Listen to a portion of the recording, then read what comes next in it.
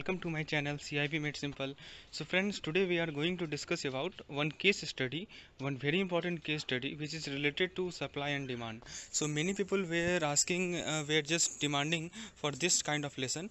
So in this lesson we are going to study two case study. We are taking two case study, and those two case study are relates to this topic supply and demand.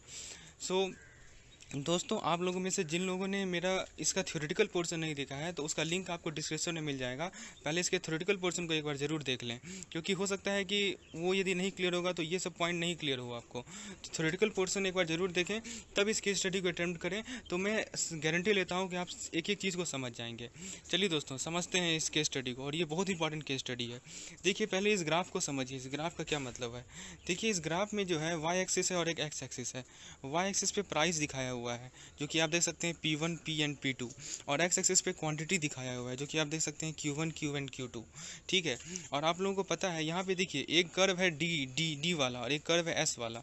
तो D वाला curve demand curve है, और इसका nature क्या है आप देख सकते हैं कि ये डाउनवर्ड स्लोपिंग है, और S कर्व जो है वो हमारा सप्लाई वाला है, और इसका नेचर क्या है, ये अपवर्ड स्लोपिंग है, आप देख सकते हैं फ्रेंड्स। और आप देखिए, और आगे आगे क्या कह रहा है कि आप देख सकते हैं कि हुआ क्या कि एक बार शिफ्ट हुआ है। ठीक है, सप्लाई में शिफ्ट हुआ है। पहले एस था सप्लाई, डिमांड हमारा वही का वही है, लेकिन सप्लाई में शिफ्ट हो रहा है। यहाँ पे आप देख सकते हैं सप्लाई चेंज हो रहा है। पहले S1 हुआ, S1 यदि हुआ तो P1 प्राइस है, Q1 क्वांटिटी है। S2 यदि हुआ तो P2 प्राइस है, Q2 क्वांटिटी है। चलिए, और E1 E2 इक्विलिब्रियम पॉइंट है। दोस्तों, ये इक्विलिब्रियम पॉइंट क्या होता है, ये सब मैंने अच्छे से डिस्कस किया था अपने थ्योरेटिकल वाले टॉपिक में। जो लोग उसको नहीं देखे हैं उसका लिंक आपको डिस्क्रिप्शन में मिलेगा, उसको ज़रूर एक बार जाके देखें। चलिए, अपने केस स्टडी पे आगे बढ़ते हैं। केस स्टडी में पूछा गया है, in the above diagram P1, P and P2, देख सकते हैं P1, P and P2 represent production cost. यहाँ लिखा हुआ है कि ये प्रोडक्शन कॉस्ट को रिप्रेजेंट कर रहा है। ध्यान से पढ़िएगा क्वेश्चन को दोस्तों, ये प्रोडक्शन कॉस्ट को रिप्रेजेंट कर रहा है, ये साफ साफ लिखा हुआ है, और जो कि सप्लाई को इफेक्ट कर रहा है। तो इस डायग्राम के बेसिस पे आपको कुछ क्वेश्चन का आंसर देना है। पहला क्वेश्चन है, the diagram represent which of the following. पहला है option change in quantity demanded, option 2 है शिफ्ट इन डिमांड, ऑप्शन 3 है change in quantity supplied, option 4 है शिफ्ट इन सप्लाई। तो दोस्तों आइए समझते हैं। तो डायग्राम क्या रिलेट कर रहा है? डायग्राम रिलेट कर रहा है शिफ्ट इन सप्लाई को। क्यों क्यों शिफ्ट इन सप्लाई को रिलेट कर रहा है? इसका आंसर होगा 4 नंबर ऑप्शन। इसका रीज़न समझिए। देखिए, इसका रीज़न क्या है कि आपको मैंने बताया था कि यदि हमारा सप्लाई किसी भी कारण से चेंज होता है, ठीक है, अदर देन प्राइस, मतलब प्राइस के चेंज होने के कारण यदि सप्लाई चेंज हो रहा है तो शिफ्ट नहीं कहेंगे उसे, लेकिन प्राइस के अलावा किसी और फैक्टर के कारण हमारा यदि सप्लाई चेंज हो रहा है तो उसे हम लोग शिफ्ट इन सप्लाई कहेंगे। ठीक है दोस्तों, यहाँ पे वो फैक्टर क्या है? Production cost. आप देख सकते हैं प्रोडक्शन कॉस्ट चेंज होने के कारण हमारा जो सप्लाई है वो चेंज हो रहा है। तो प्रोडक्शन कॉस्ट जो है वो हमारा प्राइस तो नहीं है, ठीक है, प्राइस से दूसरा फैक्टर है। तो फ्रेंड्स, इसीलिए इसे टर्म दिया गया है शिफ्ट इन सप्लाई। दोस्तों, मैंने अपने थ्योरेटिकल वाले पोर्शन में आपको अच्छे तरीके से समझाया था शिफ्ट इन सप्लाई का क्या मतलब है। मैं अभी फिर से समझा रहा हूँ, मैं फिर से रिटरेट कर रहा हूँ इस पॉइंट को कि शिफ्ट इन सप्लाई का मतलब होता है कि सप्लाई में चेंज आना किसी और फैक्टर के कारण। ठीक है दोस्तों, किसी और फैक्टर के कारण अदर देन प्राइस। तो यहाँ पे वो फैक्टर क्या है? Production cost. प्रोडक्शन कॉस्ट में आप खुद सोचिए, प्रोडक्शन का जो लागत होता है, आप मान लीजिए कोई चीज़ प्रोड्यूस कर रहे हैं, तो उसका यदि प्रोडक्शन कॉस्ट घट जाएगा, ठीक है, तो क्या होगा? आपको फ़ायदा होगा कि आपको सस्ता में वो चीज़ आप मैन्युफैक्चर कर पा रहे हैं, और ज़्यादा से ज़्यादा सप्लाई आप करेंगे। समझ रहे हैं दोस्तों, क्वान्टिटी बढ़ा देंगे आप। तो ये चीज़ है। चलिए, क्वेश्चन नंबर 1 का करेक्ट आंसर है ऑप्शन नंबर 4। आइए क्वेश्चन नंबर 2 को देखते हैं। The point E2, E and E1 in that order in the diagram represent which of the following. तो जरा देखिए दोस्तों, E2, E1, E1 कहाँ है? E2 यहाँ नीचे है, E उसके ऊपर है, E1 उसके ऊपर है। तो ये क्या रिप्रेजेंट कर रहा है इस ऑर्डर में? जरा ऑप्शन को देखते हैं। There is increase in cost of production due to which the producer are reducing the supply. B कह रहा है there is decrease in cost of production due to which producer are reducing the supply. C कह रहा है there is increase in cost of production due to which producer are increasing the supply. और D कह रहा है there is decrease in cost of production due to which producer are increasing supply. आइए समझते हैं। आप जरा देखिए दोस्तों, E2 के कॉरस्पॉन्डिंग प्रोडक्शन कॉस्ट वाला पॉइंट क्या है? P2। ई के कॉरस्पॉन्डिंग प्रोडक्शन कॉस्ट वाला पॉइंट क्या है? P। E1 के कॉरस्पॉन्डिंग प्रोडक्शन कॉस्ट वाला पॉइंट क्या है? P1। आप ये बताइए मुझे कि P2, P और P1 इन तीनों में से सबसे ज़्यादा सबसे बड़ा कौन है? P1 बड़ा है, आप देख सकते हैं। ये तो सिंपल है। वाई एक्सिस को आप ठीक से देखिए तो P1 सबसे ऊपर है, यानी P1 जो है P से बड़ा है, और P जो है P2 से बड़ा है। समझ रहे हैं दोस्तों? तो इसका मतलब क्या हुआ कि जैसे हम लोग E2 से E1 जा रहे हैं, प्रोडक्शन कॉस्ट मेरा क्या हो रहा है? बढ़ रहा है। ठीक है दोस्तों। अब प्रोडक्शन कॉस्ट यदि बढ़ेगा, ये तो क्लियर है प्रोडक्शन कॉस्ट बढ़ रहा है, आइए समझते हैं। अब देखते हैं मैंने यहाँ क्या लिखा है। देखिए E2 E1 जा रहे हैं तो प्रोडक्शन कॉस्ट क्या हो रहा है, बढ़ रहा है, जो कि हम समझ रहे हैं। अब यदि प्रोडक्शन कॉस्ट बढ़ेगा, आप खुद सोचिए, आप मान लीजिए आप खुद प्रोड्यूसर हैं और कॉस्ट लागत जो है वो बढ़ रही है, प्रोडक्शन की लागत बढ़ रही है, तो क्या होगा, आप क्या अर्लियर जो सप्लाई था उसको मेंटेन कर पाएंगे? बिल्कुल नहीं कर पाएंगे। जैसे मान लीजिए कि अभी आप जो है, अभी के सिचुएशन में मान लीजिए कि आप 1000 आइटम सप्लाई कर पा रहे हैं, लेकिन कल को क्या हुआ कि उसका आपका जो लागत था प्रोड्यूस करने का वो बढ़ गया, तो क्या होगा, 1000 की जगह आप लोग 700 करेंगे, 800 करेंगे, 1000 तो नहीं कर पाएंगे। समझ रहे हैं दोस्तों? तो इस कारण आपको सप्लाई क्या करना पड़ेगा, घटाना पड़ेगा। ठीक है, तो ज़रा ऑप्शन में क्या देखा हुआ था, ऑप्शन को पढ़िए कि there is increase in cost of production due to which producer are reducing the supply. तो ऑप्शन ए हमारा करेक्ट है बिल्कुल। ठीक है, बी में क्या कर रहा है, there is decrease in cost of production, ये तो बिल्कुल ही गलत है दोस्तों। हम क्या देख रहे हैं कि E2 E1 में जा रहे हैं तो प्रोडक्शन का कॉस्ट बढ़ रहा है, तो बी ऑप्शन गलत। ऑप्शन सी कर रहा है कि there is increase in cost of production due to which producer are increasing the supply, ये तो बिल्कुल गलत है दोस्तों। यदि कॉस्ट ऑफ प्रोडक्शन बढ़ेगा तो प्रोड्यूसर कैसे सप्लाई इंक्रीज करेगा, वो तो सप्लाई घटाएगा, तो सी ऑप्शन गलत है हमारा। और डी में कर रहा है there is decrease in cost of production, ये तो ऐसे ही गलत है। तो इसीलिए इस क्वेश्चन का जो करेक्ट आंसर होगा वो होगा हमारा ऑप्शन नंबर ए। तो दोस्तों उम्मीद है मैं जिस तरह से समझा रहा हूँ आपको एकदम क्रिस्टल क्लियर हो गया होगा कंसेप्ट आपका कि कैसे ग्राफ को रीड करना है। बहुत लोगों की डिमांड थी कि मैं इस पर एक लेसन लेके आऊँ केस स्टडी पे, तो फ्रेंड्स ये वही केस स्टडी है। आइए आगे बढ़ते हैं। अगला क्वेश्चन नंबर 3 है हमारा इसी डायग्राम से related. The line P2 E2 and Q2 in the diagram represent which of the following. तो जरा देखिए P2 E2 Q2 कहाँ है। देखिए P2 हमारा y एक्सिस पे है, प्रोडक्शन कॉस्ट को रिप्रेजेंट कर रहा है। E2 हमारा इक्विलिब्रियम पॉइंट को रिप्रेजेंट कर रहा है और Q2 हमारा क्वांटिटी को रिप्रेजेंट कर रहा है। तो क्वेश्चन में पूछा गया है कि P2 E2 Q2 क्या रिप्रेजेंट कर रहा है। आइए ऑप्शन देखते हैं। ऑप्शन है पहला number decrease in production cost due to decrease in supply, दूसरा नंबर है decrease in production cost due to decrease in demand, तीसरा ऑप्शन है decrease in production cost leading to increase in supply, चौथा option है decrease in production cost leading to increase in demand. तो ये 4 option हमें दी गई हैं। आइए इसका आंसर देखते हैं, इसको समझते हैं। देखिए ये जो पॉइंट है आप खुद बताइए दोस्तों, आप खुद बताइए कि प्रोडक्शन कॉस्ट जो है घटा है या बढ़ा है। आप खुद देखिए, यदि आप P2 पॉइंट को देखते हैं तो आप देख सकते हैं कि प्रोडक्शन कॉस्ट क्या हुआ है, घटा है। ठीक है, प्रोडक्शन कॉस्ट घटा है हमारा, साफ साफ क्लियर है। ओके, तो प्रोडक्शन कॉस्ट यदि घटा है तो आप बताइए, आप इसका मतलब क्या हुआ कि सेम प्रोडक्शन कॉस्ट के लिए प्रोड्यूसर ज़्यादा से ज़्यादा सप्लाई कर पाएगा। ठीक है, आप ऐसे समझिए कि आज के समय में आप किसी चीज़ को प्रोड्यूस कर रहे हैं, 1000 आइटम आप प्रोड्यूस कर पा रहे हैं, कल को क्या हुआ कि जो लागत थी वो घट गई आपकी, तो आप ज़्यादा से ज़्यादा आइटम प्रोड्यूस कर पाएंगे। 1000 की जगह 1200 आइटम प्रोड्यूस कर पाएंगे या 1300 आइटम प्रोड्यूस कर पाएंगे। तो फ्रेंड्स यहाँ पे आप देख सकते हैं कि इसमें क्या हुआ है कि हमारा जो प्रोडक्शन कॉस्ट है, वो क्या हुआ है, वो घट गया है, जिसके कारण से सप्लाई जो है वो हमारा बढ़ गया है। तो ये सप्लायर के पॉइंट ऑफ व्यू से एकदम प्रॉफिटेबल सिचुएशन है कि वो ज़्यादा से ज़्यादा सप्लाई कर पा रहा है। तो दोस्तों इस क्वेश्चन का जो ऑप्शन को देखिए, पहला ऑप्शन कर रहा है decrease in production cost due to decrease in supply. तो इसका ये क्या आपको सही लग रहा है कि supply due to decrease in supply. ठीक है, यहाँ पे देखिए सप्लाई बढ़ रहा है दोस्तों और प्रोडक्शन कॉस्ट घट रहा है, तो कौन सा ऑप्शन में ऐसा लिखा हुआ है, ऑप्शन नंबर आप सी देखिए। ठीक है, decrease in production cost leading to increase in supply, तो इस क्वेश्चन का जो करेक्ट आंसर होगा वो होगा हमारा ऑप्शन नंबर सी। चलिए ये था हमारा पहला केस स्टडी। अब हम लोग दूसरे केस स्टडी पे आगे बढ़ते हैं। देखिए इसमें भी वही है, इसमें वाई एक्सिस है, वाई एक्सिस पे प्राइस दिखाया गया है और एक्स एक्सिस पे क्वांटिटी दिखाया गया है। फिर से देखिए एक कर्व है डाउनवर्ड स्लोपिंग जिसे D2 से रिप्रेजेंट किया गया है और एक कर्व है अपवर्ड स्लोपिंग जिसे SS से रिप्रेजेंट किया गया है। दोनों जहाँ मीट कर रहे हैं उसे हम लोग इक्विलिब्रियम प्राइस पॉइंट कहते हैं। और देखिए एक हॉरिजॉन्टल लाइन ड्रॉ किया गया है डैश शेप में, जो कि इस लाइन को A और B पॉइंट पे काट रहा है, और दूसरा लाइन है जो कि हॉरिजॉन्टल लाइन है जो कि C और D1 पॉइंट पे काट रहा है। तो दोस्तों क्वेश्चन में पूछा गया इन the diagram the area between point A, E and B represent which of the following. ठीक है, A, E और B के बीच में जो एरिया है वो क्या रिप्रेजेंट कर रहा है। तो ऑप्शन ए है लेस सप्लाई और शॉर्टेज, ऑप्शन बी है एक्सेस सप्लाई और सरप्लस, ऑप्शन सी है एक्सेस डिमांड और ऑप्शन डी है शॉर्ट डिमांड। आइए समझते हैं इस चीज़ों को, बहुत इंपॉर्टेंट क्वेश्चन है दोस्तों ये। आइए देखते हैं क्या मतलब हुआ इसका। तो फ्रेंड्स देखिए ऐसा है कि सबसे पहले जो कर्व SS है दोस्तों, SS कर्व क्या रिप्रेजेंट कर रहा है, सप्लाई को रिप्रेजेंट कर रहा है, और D2 कर्व क्या रिप्रेजेंट कर रहा है, डिमांड को रिप्रेजेंट कर रहा है। तो फ्रेंड्स ये बताइए A जो पॉइंट है वो किस कर्व पे लाई कर रहा है।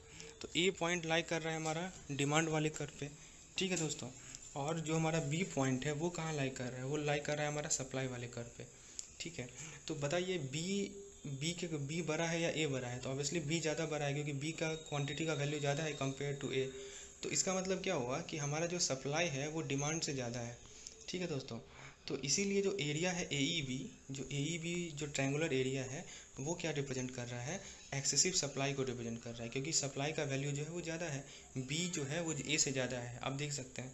तो इसीलिए हमारा यहाँ पे सप्लाई एक्सेसिव है। तो ऑप्शन को ज़रा देखिए, ऑप्शन नंबर ए कर रहा है लेस सप्लाई, तो ये गलत है। बी कर रहा है एक्सेस सप्लाई, तो ये बिल्कुल सही है। ठीक है, तो इस क्वेश्चन का करेक्ट आंसर होगा हमारा ऑप्शन नंबर बी, यानी कि एक्सेस सप्लाई और सरप्लस। चलिए अगला क्वेश्चन है हमारा 2 number. In the diagram the area between points S E and D to represent.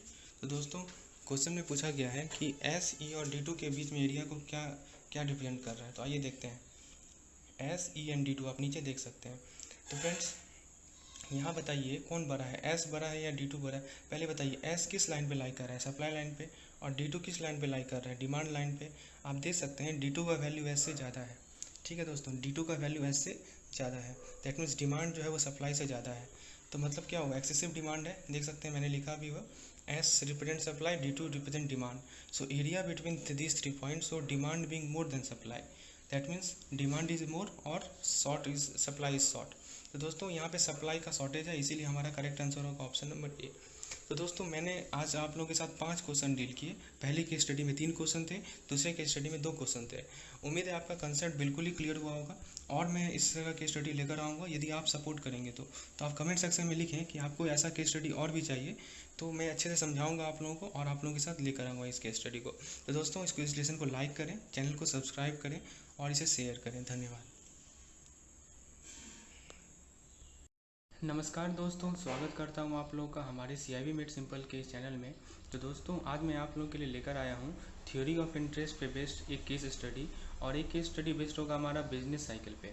तो 2 केस स्टडी मैं आप लोगों के लिए आज लेकर आया हूं, और ये जो केस स्टडी का सीरीज चल रहा है उसका मैंने एक प्लेलिस्ट बनाया हूँ, जिसका लिंक आपको डिस्क्रिप्शन में मिल जाएगा। उसे आप लोग अलग अलग तरह के केस स्टडी को डिस्कस करेंगे। हम लोगों ने demand and supply, money supply curve, इन सभी के केस स्टडी को डिस्कस किया था। तो आज हम लोग थ्योरी ऑफ इंटरेस्ट के केस स्टडी को डिस्कस करेंगे। तो दोस्तों इस केस स्टडी को समझने से पहले मैं आपसे रिक्वेस्ट करूंगा कि थ्योरी ऑफ इंटरेस्ट का थ्योरेटिकल पोर्शन एक बार जरूर देख लें, तभी आप इस केस स्टडी को आसानी से सॉल्व कर पाएंगे। अदरवाइज थ्योरी ऑफ इंटरेस्ट आप लोग जानते ही हैं कि इसमें आपको कुछ बेसिक नॉलेज जब तक क्लियर नहीं होंगी तो कुछ समझ में ही नहीं आएगा। तो सबसे पहले मेरा इस थ्योरी ऑफ इंटरेस्ट का थ्योरेटिकल पोर्शन का लिंक मैं डिस्क्रिप्शन में दे रहा हूँ, उसे एक बार ज़रूर जाके देखें, तब इसे आप पढ़ें, तब इस केस स्टडी को सॉल्व करें तो आप तुरंत सॉल्व कर पाएंगे। चलिए दोस्तों आइए देखते हैं केस स्टडी में क्या कहा गया है। सबसे पहले इस ग्राफ को स्टडी करते हैं। देखिए दोस्तों इस ग्राफ में हमारे पास ऑरिजिन है, एक एक्स एक्सिस है और एक वाई एक्सिस है। एक्स एक्सिस पे इनकम को दर्शाया गया है, वाई एक्सिस पे रेट ऑफ इंटरेस्ट को दर्शाया गया है दोस्तों। अब देखिए एक्स एक्सिस पे y1, y2, y3, y4, y5 ये सभी इनकम लेवल्स हैं, और वाई एक्सिस पे R1, R2, R3, R4, R5 ये सब रेट ऑफ इंटरेस्ट के लेवल है। अब देखिए दोस्तों यहाँ पे 2 कर्व आपको दिख रहा होगा। एक कर्व है डाउनवर्ड स्लोपिंग, जिसे हम लोग IS कर्व कहते हैं, यानी कि इनकम सेविंग कर्व कहते हैं। और दोस्तों दूसरा जो कर्व है वो है हमारा LM कर्व। LM कर्व को हम लोग लिक्विडिटी मनी प्रेफरेंस कर्व कहते हैं दोस्तों। तो ये जो कर्व है लिक्विडिटी मनी वाला, ये अपवर्ड स्लोपिंग है। फ्रेंड्स ये दोनों जो IS और LM कर्व हैं वो एक पॉइंट पे इंटरसेक्ट कर रहे हैं दोस्तों, जिसे हम लोग इक्विलिब्रियम पॉइंट कहते हैं। तो आप देख सकते हैं इक्विलिब्रियम पॉइंट कैसे रिप्रेजेंट किया गया है, जहाँ जिस पॉइंट पे R3 और Y3 इंटरसेक्ट कर रहा है। ठीक है दोस्तों, तो फ्रेंड्स ये है इस ग्राफ का बेसिक मीनिंग। अब जरा क्वेश्चन को पढ़ते हैं, क्वेश्चन क्या कह रहा है। The diagram depicts the IS-LM curve model theory of interest. OX represent different income level, हमने बताया था। OY represent different rate of interest, हमने बताया था। अब इन ग्राफ के बेसिस पे हमें कुछ क्वेश्चन को आंसर करना है। चलिए क्वेश्चन को देखते हैं। Which of the following propounded the IS-LM curve model. Question कर रहा है कि इनमें से कौन से जो है IS-LM कर्व मॉडल को प्रोपाउंड किए थे। ऑप्शन ए को देखिए, Hicks and Hansen. Option B है JM केन्स। ऑप्शन सी है क्लासिकल इकोनॉमिस्ट, और ऑप्शन डी है हिक्स एंड केन्स। तो दोस्तों IS-LM कर्व मॉडल को किसने प्रोपाउंड किया था। तो सबसे पहले देखिए IS-LM कर्व में 2 चीज़ है, एक है IS और एक है LM। ठीक है दोस्तों, IS को हम लोग इनकम सेविंग कहते हैं और LM को हम लोग लिक्विडिटी मनी कहते हैं। दोस्तों मैंने अपने थ्योरेटिकल पोर्शन में अच्छे से समझाया था कि ये जो LM कर्व होते हैं वो कुछ और नहीं है, वो कीन्स मॉडल है। वो क्या है दोस्तों, वो कीन्स मॉडल है। ठीक है। तो ये जो कर्व मॉडल है ये प्रोपाउंड किया था किन दोनों ने, हिग्स और हैंसन ने प्रोपाउंड किया था। इसीलिए हम लोग इसे हिग्स हैंसन सिंथेसिस भी कहते हैं दोस्तों। तो फ्रेंड्स इसका जो करेक्ट आंसर होगा वो होगा हिग्स हैंसन सिंथेसिस, यानी कि option number A. ISLM curve को किसने प्रोपाउंड किया था, हिग्स एंड हैंसन। ठीक है दोस्तों, चलिए क्वेश्चन नंबर 2 को देखते हैं। तो ये इसका एक और फ़ायदा क्या है, इस ग्राफ का, इस ISLM कर्व का एक और खासियत क्या है कि ये सिंथेसिस लाता है क्लासिकल थ्योरी में और कीन्स थ्योरी ऑफ इंटरेस्ट में। तो कीन्स थ्योरी ऑफ इंटरेस्ट यानी कि LM कर्व, और क्लासिकल थ्योरी यानी कि IS कर्व। तो एक तरह से IS और LM कर्व मिल गया। चलिए आगे देखते हैं क्वेश्चन नंबर 2 में, विच of the following is true regarding IS curve in the diagram. IS curve से रिलेटेड कौन सी जानकारी सही है, ये पूछा गया है। तो पहला ऑप्शन है curve is based on investment and saving. दूसरा ऑप्शन है rate of interest determined by level of saving and investment. तीसरा ऑप्शन है when income rises rate of interest also rises. D कह रहा है when income falls rate of interest also fall. तो दोस्तों IS curve को आप लोग पहले समझिए। IS कर्व क्या है दोस्तों, IS कर्व हमारा कीन्स थ्योरी ऑफ इंटरेस्ट पे बेस्ड है, जिसमें rate of interest versus income saving को दर्शाया गया है। तो आइए देखते हैं। ठीक है, ये जो IS कर्व है, केवल यहाँ IS कर्व की बात हो रही है दोस्तों, LM से कोई मतलब नहीं है। ये जो IS कर्व है वो किस पे बेस्ड है, वो बेस्ड है interest rate determined by saving and investment. नाम से ही देखिए ना दोस्तों, I से इनकम हुआ, S से सेविंग हुआ। ठीक है, तो इंटरेस्ट रेट रहेगा हमारा एक एक्सेस पे और सेविंग और इन्वेस्टमेंट रहेगा हमारा दूसरे एक्सेस पे। अब आप खुद सोचिए कि मान लीजिए कि इनकम बढ़ गया, ठीक है दोस्तों, तो इनकम यदि आपका बढ़ेगा तो आप ज़्यादा से ज़्यादा इन्वेस्ट करेंगे पैसे को। ठीक है, और ज़्यादा से ज़्यादा पैसा को इन्वेस्ट करेंगे तो उसके कारण क्या होगा, ब्याज का जो दर है वो बढ़ेगा, leading to increase in interest rate. ठीक है, तो फ्रेंड्स यहाँ पे ये बेसिक कॉन्सेप्ट आपको ध्यान रखना है। तो जरा ऑप्शन को देखिए, ऑप्शन ए कह रहा है the curve is based on investment and saving. तो ये तो सही है, इन्वेस्टमेंट सेविंग के बेस्ड है, लेकिन रेट ऑफ इंटरेस्ट भी तो इन्वॉल्व है। तो ऑप्शन ए जो है वो गलत है हमारा। ठीक है, ऑप्शन बी को जरा देखिए, ऑप्शन बी में कह रहा है कि rate of interest determined by level of saving and investment. तो फ्रेंड्स ऑप्शन बी हमारा यहाँ करेक्ट है, क्योंकि यहाँ पे क्या है कि रेट ऑफ इंटरेस्ट कौन डिटरमाइन कर रहा है, सेविंग और इन्वेस्टमेंट का लेवल डिटरमाइन कर रहा है। ठीक है, तो इस क्वेश्चन का जो करेक्ट आंसर होगा वो होगा हमारा ऑप्शन नंबर बी। ठीक है, और ऑप्शन सी कह रहा है कि इनकम राइज करेगा तो रेट ऑफ इंटरेस्ट भी राइज करेगा। ठीक है, तो ये भी सही है एक तरह से, लेकिन जो मोस्ट अप्रोप्रिएट इसका आंसर होगा वो होगा हमारा ऑप्शन नंबर बी। ठीक है, चलिए आगे देखते हैं क्वेश्चन नंबर 3 में, in the diagram the equilibrium is at point E. ठीक है, in this connection which of the following statement is not correct. तो ध्यान दीजिएगा दोस्तों, यहाँ पे नॉट करेक्ट वर्ड लिखा हुआ है, तो हमें ये वो ऑप्शन देखना है जो कि सही नहीं है। और हम लोग जानते ही हैं कि इक्विलिब्रियम के लिए कौन सा पॉइंट होता है, इक्विलिब्रियम पॉइंट होता है हमारा ई पॉइंट, जहाँ पे ये दोनों कर्व इंटरसेक्ट करती हैं। तो फ्रेंड्स क्वेश्चन में कहा गया है कि इनमें से कौन सा करेक्ट नहीं है। तो देखिए पहला ऑप्शन कह रहा है at this point the income and rate of interest stand in relation to each other. चलिए, बी कह रहा है investment and saving are in equilibrium. C कह रहा है demand for money is in equilibrium with supply of money. और D कह रहा है नन ऑफ दीज। तो आइए दोस्तों समझते हैं इस इक्विलिब्रियम पॉइंट की क्या खासियत है। इक्विलिब्रियम पॉइंट पे क्या होता है कि इनकम और रेट ऑफ इंटरेस्ट जो है वो इस तरह रिलेशन में रहता है ताकि इन्वेस्टमेंट सेविंग जो कि IS कर्व से रिप्रेजेंट है और डिमांड एंड सप्लाई जो कि LM कर्व से रिप्रेजेंट है, ये दोनों आपस में इक्विलिब्रियम हो। ठीक है, ध्यान से समझिएगा दोस्तों, इक्विलिब्रियम पॉइंट का क्या खासियत है कि रेट ऑफ इंटरेस्ट इस तरह रिलेशन में होता है आपस में कि income and saving are in equilibrium, IS are in equilibrium and demand and supply also in equilibrium. तो इनकम सेविंग को कौन रिप्रेजेंट कर रहा है, IS कर्व, डिमांड सप्लाई को कौन रिप्रेजेंट कर रहा है, LM कर्व। तो आपस में सभी लोग इक्विलिब्रियम में होते हैं। जरा ये ऑप्शन को देखते हैं, ऑप्शन ए कह रहा है at this point income and rate of interest and relation to each other. बिल्कुल सही है, अब मैंने बताया भी कि ये जो इक्विलिब्रियम पॉइंट है वहाँ पे इनकम और रेट ऑफ इंटरेस्ट आपस में एक रिलेशन मेंटेन करते हैं। और मैंने क्या बताया कि इस पॉइंट पे जो इन्वेस्टमेंट सेविंग इक्विलिब्रियम में होंगे, यानी कि IS का जो कंपोनेंट है वो इक्विलिब्रियम में होगा, और इस पॉइंट पे LM का जो कंपोनेंट है जो कि डिमांड और सप्लाई है वो भी इक्विलिब्रियम में होगा। तो दोस्तों इस क्वेश्चन में हम लोग क्या देख सकते हैं, ए भी करेक्ट है, बी भी करेक्ट है और सी भी करेक्ट है, लेकिन पूछा क्या गया था, नॉट करेक्ट। मतलब तीनों के तीनों ऑप्शन करेक्ट हैं। तो इस क्वेश्चन का जो करेक्ट आंसर होगा वो होगा हमारा option number D, none of these. ठीक है दोस्तों, चलिए इस क्वेश्चन का इस केस स्टडी का आखिरी क्वेश्चन को हम लोग डिस्कस करते हैं। इस क्वेश्चन में पूछा गया है कि ISLM और डिटर्मिनेट थ्योरी ऑफ इंटरेस्ट। ध्यान दीजिएगा दोस्तों, ये जो ISLM कर्व है इसका दूसरा नाम है डिटर्मिनेट थ्योरी ऑफ इंटरेस्ट। तो ये जो डिटर्मिनेट थ्योरी ऑफ इंटरेस्ट है वो किस चीज़ पे बेस्ड है। तो ऑप्शन नंबर 1 कर रहा है investment demand function, option number 2 कर रहा है सेविंग और कंजम्पशन फंक्शन, ऑप्शन नंबर 3 कर रहा है liquidity preference function, option number 4 कर रहा है क्वांटिटी ऑफ मनी। अब देखिए ऑप्शन किस तरह है, 1 to 4 all, 1 2 and 4, 2 3 and 4, 1 3 and 4। दोस्तों इसी तरह के क्वेश्चन पूछे जाते हैं हमारे CIB में, ठीक है। यहाँ पे देख सकते हैं कि क्या खासियत है क्वेश्चन का, कि ऑप्शन को भी पे भी एक ऑप्शन बनाया गया है। चलिए आइए समझते हैं इस क्वेश्चन को। तो ISLM कर्व जो है किन किन चीज़ों पे बेस्ड है ये पूछा गया है।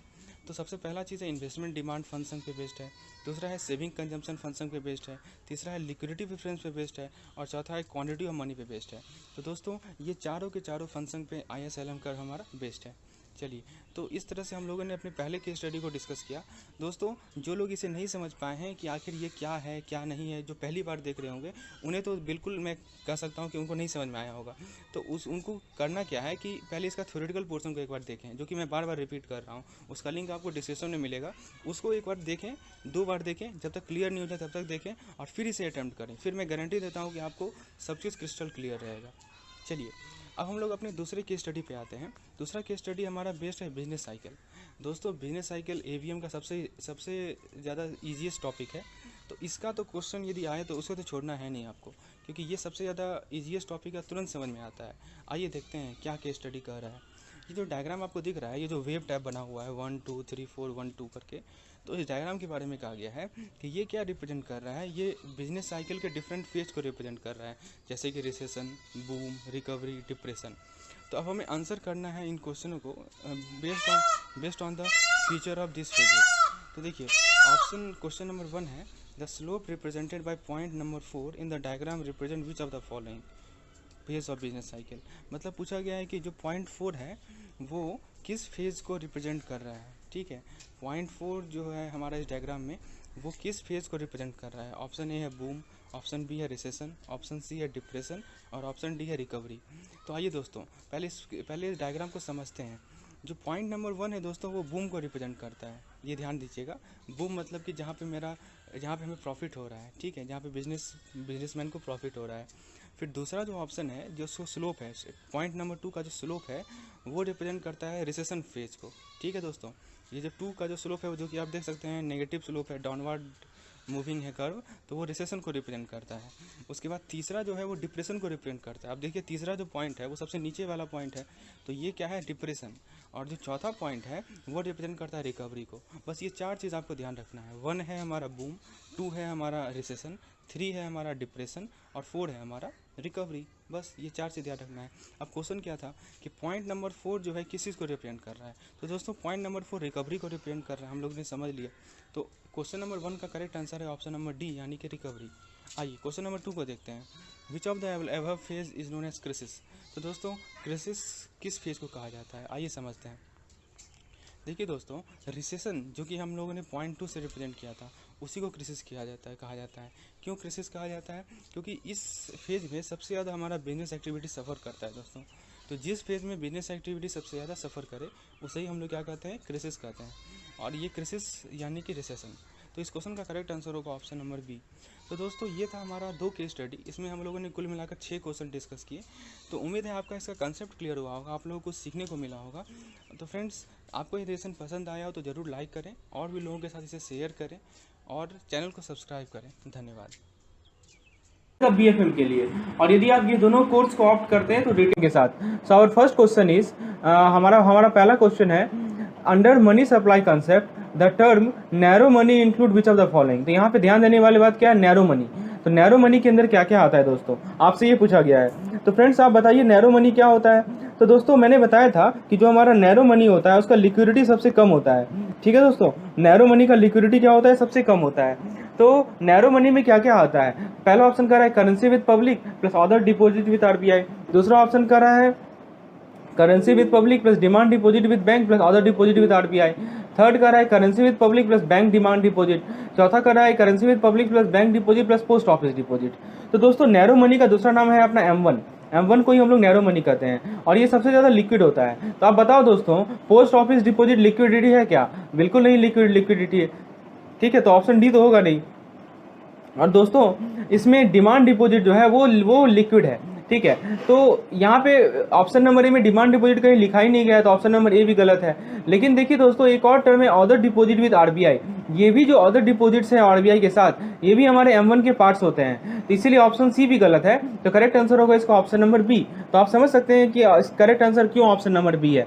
चलिए नेक्स्ट क्वेश्चन पे देखते हैं। नेक्स्ट क्वेश्चन है the primary function of money is. तो दोस्तों मैंने आपको बताया था कि जो मनी होते हैं उसके कुछ प्राइमरी फंक्शन होते हैं और कुछ सेकेंडरी फंक्शन होते हैं। So money has both primary as well as secondary function. So the question is asking you what is the primary function of money. So the first option is the store of the value function. The second option is the medium of the exchange function. देखिए ये value function है, ये keyword है store, यहाँ पे है medium, and the third option is unit of account function, and the fourth option is saving function. तो friends आपको जहाँ तक मैंने मनी के बारे में बताया था, तो प्राइमरी फंक्शन में दो फंक्शन आते हैं। एक होते हैं दोस्तों मीडियम, ये मैंने अपने थ्योरी लेसन में समझा चुका हूँ दोस्तों, और एक होते हैं हमारे मेजर।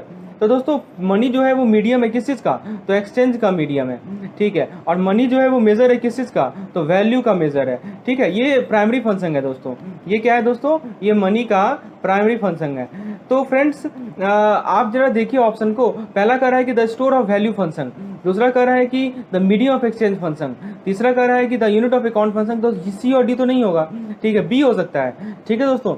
तो इसका correct answer option number B. आपको समझ में आया क्यों ऑप्शन नंबर बी करेक्ट है। ए भी इसलिए नहीं होगा क्योंकि देखिए ए में आपका कह रहा है कि स्टोर ऑफ वैल्यू फंक्शन, तो यहाँ पे मैंने क्या बताया, it is a measure of value function not store, ठीक है। स्टोर होता है दोस्तों वैल्यू, तो स्टोर ऑफ वैल्यू भी है, लेकिन ये सेकेंडरी फंक्शन है मनी का, ठीक है, मैंने समझाया है दोस्तों। लेकिन जो हमारा प्राइमरी है वो दो ही है, याद रखिएगा, एम और M, medium and measure. Medium किस चीज़ का, एक्सचेंज का, और मेजर किस चीज़ का, वैल्यू का, ठीक है। ये तो ये आपको ध्यान रखना है, ये चीज़ मैंने अपने थ्योरी लेसन में अच्छे तरीके से समझाया है। चलिए आगे बढ़ते हैं, नेक्स्ट क्वेश्चन को देखते हैं। क्वेश्चन नंबर 3 है money is anything which perform the following, pick out the odd one. तो दोस्तों क्या कर रहा है कि मनी वैसा चीज़ है जो कि इसे परफॉर्म करता है, आपको ऑड वन को पिक करना है, यानी कि गलत कौन सा है, यानी मनी का फंक्शन पूछा गया है। तो पहला कर रहा है मेजर ऑफ वैल्यू, दूसरा कर रहा है मीडियम ऑफ एक्सचेंज, देखिए मेजर कीवर्ड है, मीडियम कीवर्ड है, थर्ड कर रहा है store of value over time, और चौथा कर रहा है मेजर ऑफ प्रॉस्पेरिटी। तो दोस्तों मैंने आपको बताया है कि मनी का 4 फंक्शन होता है, पहला है मीडियम, ठीक है, दूसरा है दोस्तों मेजर, ठीक है, तीसरा है दोस्तों स्टोर, और चौथा है दोस्तों स्टैंडर्ड, ठीक है। तो ये 4 फंक्शन याद रखिएगा। इसमें जो पहला 2 फंक्शन है वो प्राइमरी फंक्शन है, और जो लास्ट 2 फंक्शन है वो सेकेंडरी फंक्शन है, ठीक है दोस्तों। तो ये प्राइमरी और ये सेकेंडरी है। तो आपको यहाँ पे तो अलग से नहीं पूछा गया कि प्राइमरी क्या है सेकेंडरी क्या, आपको ऑड वन पिक करना है। तो पहला सही होगा, दूसरा सही होगा, तीसरा सही होगा, लेकिन जो मेजर ऑफ प्रॉस्पेरिटी है ये गलत है। तो आपसे क्या इनकरेक्ट है, ऑड वन पूछ रहा है, तो ऑड वन में ऑप्शन नंबर डी हमारा सही होगा। क्या होगा दोस्तों, ऑप्शन नंबर डी। तो करेक्ट आंसर होगा इसका थर्ड का ऑप्शन नंबर डी। ओके चलिए आगे देखते हैं। Money supply refers to, money supply का डेफिनेशन मैंने बताया था दोस्तों। मनी सप्लाई का क्या मतलब है, तो दोस्तों मनी सप्लाई के बारे में मैंने आपको बताया था, it is total stock of money, ठीक है दोस्तों। क्या है ये बेसिकली होता है total stock of money, total stock of money, ठीक है दोस्तों। तो ऑप्शन देखिए, the amount of money in the bank, यानी बैंक में जो मनी का अमाउंट है वो, the amount of money with the people, and the amount of money in the circulation in economy. तो दोस्तों बताइए क्या होगा, थर्ड आंसर सही है। अब देखिए टोटल स्टॉक ऑफ मनी जब मैं बोल रहा हूँ तो उसके अंदर कौन कौन सा पैसा आता है वो जरा देखिए। तो सबसे पहला आता है दोस्तों पब्लिक, यानी कि पब्लिक के पास जो पैसा है, ठीक है, वो तो लेना ही हमें, प्लस जो आरबीआई के पास पैसा है, और प्लस जो गवर्नमेंट के पास पैसा है। तो ये यही तीनों पैसा होते हैं जो कि हमारे यही तीनों सर्कुलेट होते हैं हमारे इकोनॉमी में, ठीक है। तो टोटल स्टॉक ऑफ मनी को ही हम लोग मनी सप्लाई कहते हैं, और इसका करेक्ट आंसर होगा ऑप्शन नंबर 3। 1 गलत है क्योंकि खाली amount of money in the bank लिखा हुआ है, दूसरा गलत है खाली amount of money in the people लिखा हुआ है, लेकिन तीसरा सही है कि सर्कुलेशन इन इकोनॉमी लिखा हुआ है, इसमें सभी चीज़ इंक्लूडेड हो जाते हैं। आइए नेक्स्ट क्वेश्चन देखते हैं। नेक्स्ट क्वेश्चन है दोस्तों अपना question number 5, under money supply. तो दोस्तों क्या कर रहा है question number 5, under money supply concept the term broad money. यहाँ पे देखिए ब्रॉड मनी के बारे में पूछा गया है। Broad money include which of the following, option A currency with public plus other deposit with RBI, option B currency with public plus demand deposit with bank plus other deposit with RBI, option C currency with public plus bank demand deposit plus time deposit with bank, option D currency with public plus bank deposit plus post office deposit. तो दोस्तों जहाँ तक बात है अपने broad money, तो मैंने आपको बताया दोस्तों कि ये जो ब्रॉड मनी होते हैं तो ये लेस लिक्विडिटी होते हैं, ये this is less liquid as compare to narrow money, ठीक है, इसकी लिक्विडिटी कम होती है। और ब्रॉड मनी का दूसरा नाम आपको पता होगा दोस्तों, ब्रॉड मनी को हम लोग क्या कहते हैं आपको बताइए, ब्रॉड मनी का दूसरा नाम है दोस्तों M3, ठीक है। तो ब्रॉड मनी को हम लोग M3 भी कहते हैं, तो फ्रेंड्स आप यहाँ देख सकते हैं कि इस पार्टिकुलर क्वेश्चन में आपसे पूछा गया है कि ब्रॉड मनी के अंदर क्या क्या आता है। तो बताइए दोस्तों, हमारा M3 में क्या होता है कि M1 plus time deposit with bank होता है, ठीक है, M1 plus time deposit with bank. तो आप देखिए, क्योंकि ये जो टाइम डिपॉजिट का कंपोनेंट आ जाता है दोस्तों, इस टाइम डिपॉजिट के कारण ही अपना क्या होता है कि अपना लिक्विडिटी कम हो जाता है, ठीक है, this is less liquid. So this time deposit के कारण क्या होता है, टाइम डिपॉजिट जैसे कि आपका FD वगैरह हो गया, ठीक है, RD हो गया, ये टाइम डिपॉजिट है। तो टाइम डिपॉजिट क्या करता है कि लिक्विडिटी कम कर देता है, इसीलिए इसे हम लोग ब्रॉड मनी कहते हैं। तो ब्रॉड मनी बेसिकली क्या होता है, ब्रॉड मनी होता है M1 प्लस टाइम डिपॉजिट, ठीक है, M1 प्लस टाइम डिपॉजिट। अब M1 में क्या क्या आता है, तो M1 में मैंने बताया था डिमांड डिपॉजिट आता है, करेंसी विद पब्लिक आता है। तो देखिए किसमें टाइम डिपॉजिट नहीं है वो आंसर सही होगा, वही देखिए पहला ऑप्शन देखिए, इसमें टाइम डिपॉजिट लिखा है क्या, नहीं लिखा है तो ये गलत है। दूसरा ऑप्शन देखिए, इसमें ये तो हमारा नैरो मनी का कंसेप्ट है तो ये भी नहीं होगा। लेकिन तीसरा में देखिए लिखा हुआ है टाइम डिपॉजिट, ठीक है, तो ये सही होगा। और चौथा में भी कहीं नहीं लिखा है, पोस्ट ऑफिस डिपॉजिट लिखा है, इससे कोई मतलब ही नहीं है, ठीक है। तो ऑप्शन सी हमारा सही है, ए बी और डी गलत है, ठीक है। तो समझ में आया कि ब्रॉड मनी में क्या इंक्लूड करना है, हमें टाइम डिपॉजिट इंक्लूड करना है। आइए आगे देखते हैं question number 6, the important money supply indicator monitored in RBI। बहुत अच्छा क्वेश्चन है दोस्तों। आपसे क्या पूछा गया है, आपके सामने आपको पता है ना M1 M2 M3 M4 ये 4 मनी सप्लाई इंडिकेटर हैं। तो इनमें से सबसे ज़्यादा इंपॉर्टेंट कौन सा इंडिकेटर है ये पूछा गया है दोस्तों आपसे, बताइए। सबसे इंपॉर्टेंट इंडिकेटर्स है दोस्तों, सबसे इंपॉर्टेंट इंडिकेटर्स है अपना M3, ठीक है। तो ये M3 हमारा ब्रॉड मनी है और M3 को हम लोग ब्रॉड मनी कहते हैं। इसके अंदर अपना क्या आता है, M1 आता है प्लस टाइम डिपॉजिट आता है, ठीक है। तो ये आपसे याद है, ये ध्यान रखना है, ये बुक में आपको दे रखा है मैकमिलन बुक में कि सबसे इंपॉर्टेंट इन तीनों में देखा जाए तो सबसे इंपॉर्टेंट मनी सप्लाई इंडिकेटर जो RBI मॉनिटर करती है वो है अपना M3, ठीक है। तो option number C will be the correct answer. आइए नेक्स्ट क्वेश्चन देखते हैं। नेक्स्ट क्वेश्चन है अपना दोस्तों, हाँ ये बहुत अच्छा क्वेश्चन है। आप देखिए क्वेश्चन में क्या कहा गया है, इन्फ्लेशन का मीनिंग आपको समझ में आएगा क्या, कि इन्फ्लेशन का मतलब समझते हैं या नहीं समझते हैं। क्या कह रहा है, what would an increase in demand for good means. मान लीजिए कि डिमांड बढ़ रहा है, ठीक है, तो डिमांड बढ़ रहा है तो आप उससे क्या समझते हैं, क्या इन्फ्लेशन में कोई फर्क पड़ेगा या मनी सप्लाई में कोई फर्क पड़ेगा, ये बताना है आपको। ऑप्शन ए कह रहा है कि इन्फ्लेशन हमारा बढ़ेगा, ऑप्शन बी कह रहा है कि इन्फ्लेशन हमारा घटेगा, ऑप्शन सी कह रहा है कि मनी सप्लाई का ग्रोथ होगा और ऑप्शन डी कह रहा है कि मनी सप्लाई का ड्रॉप होगा। अब बताइए दोस्तों क्या सही होगा इसमें। यदि मान लीजिए कि किसी गुड्स का डिमांड आपका बढ़ रहा है, ठीक है दोस्तों, तो किसी गुड्स का डिमांड यदि आपका बढ़ रहा है तो इन्फ्लेशन पे उसका क्या इफेक्ट पड़ेगा, इन्फ्लेशन क्या डिमांड से के द्वारा इफेक्ट होती है क्या। तो दोस्तों अभी मैं आपको कॉज ऑफ इन्फ्लेशन बताऊंगा तो वहाँ पे मैं आपको बताऊंगा कि डिमांड भी उसे इफेक्ट करती है, ठीक है। तो यदि मान लीजिए कि एक होता है हमारा डिमांड पुल इन्फ्लेशन, मैंने आपको समझाया भी था डिमांड पुल इन्फ्लेशन, ठीक है। तो डिमांड पुल इन्फ्लेशन में मैंने क्या बताया था कि यदि हमारा डिमांड बढ़ रहा है, एग्रीगेट डिमांड बढ़ रहा है गुड्स और सर्विस का, तो उस केस में हमारा डिमांड पुल इन्फ्लेशन होता है, ठीक है। तो ये चीज़ मैंने आपको समझाया था।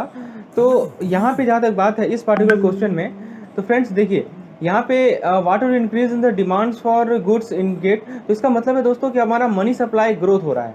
सो it indicates option number C, it indicates the growth of money supply. Next question है, the number of times a unit of money changes hand in course of year is called. तो एक साल में कितना बार मनी जो है hand को change करता है, ठीक है, किसी भी ईयर के कोर्स में, तो इसे हम लोग क्या कहते हैं, तो सप्लाई ऑफ मनी कहते हैं या परचेजिंग पावर ऑफ मनी कहते हैं या वेलोसिटी ऑफ मनी या वैल्यू ऑफ मनी। तो दोस्तों एक टर्म है वेलोसिटी ऑफ मनी, ये मैंने समझाया था दोस्तों। वेलोसिटी ऑफ मनी क्या होता है, वेलोसिटी ऑफ मनी यही है जो चीज़ जो कि यहाँ पे मैंने बताया है। वेलोसिटी ऑफ मनी क्या है दोस्तों, कि इसका डेफिनेशन देखा जाए तो ये होता है कि frequency with which a unit of currency can be exchange for purchasing the good, यानी कि number of time money movement is there. क्या है दोस्तों, number of times money movement is there.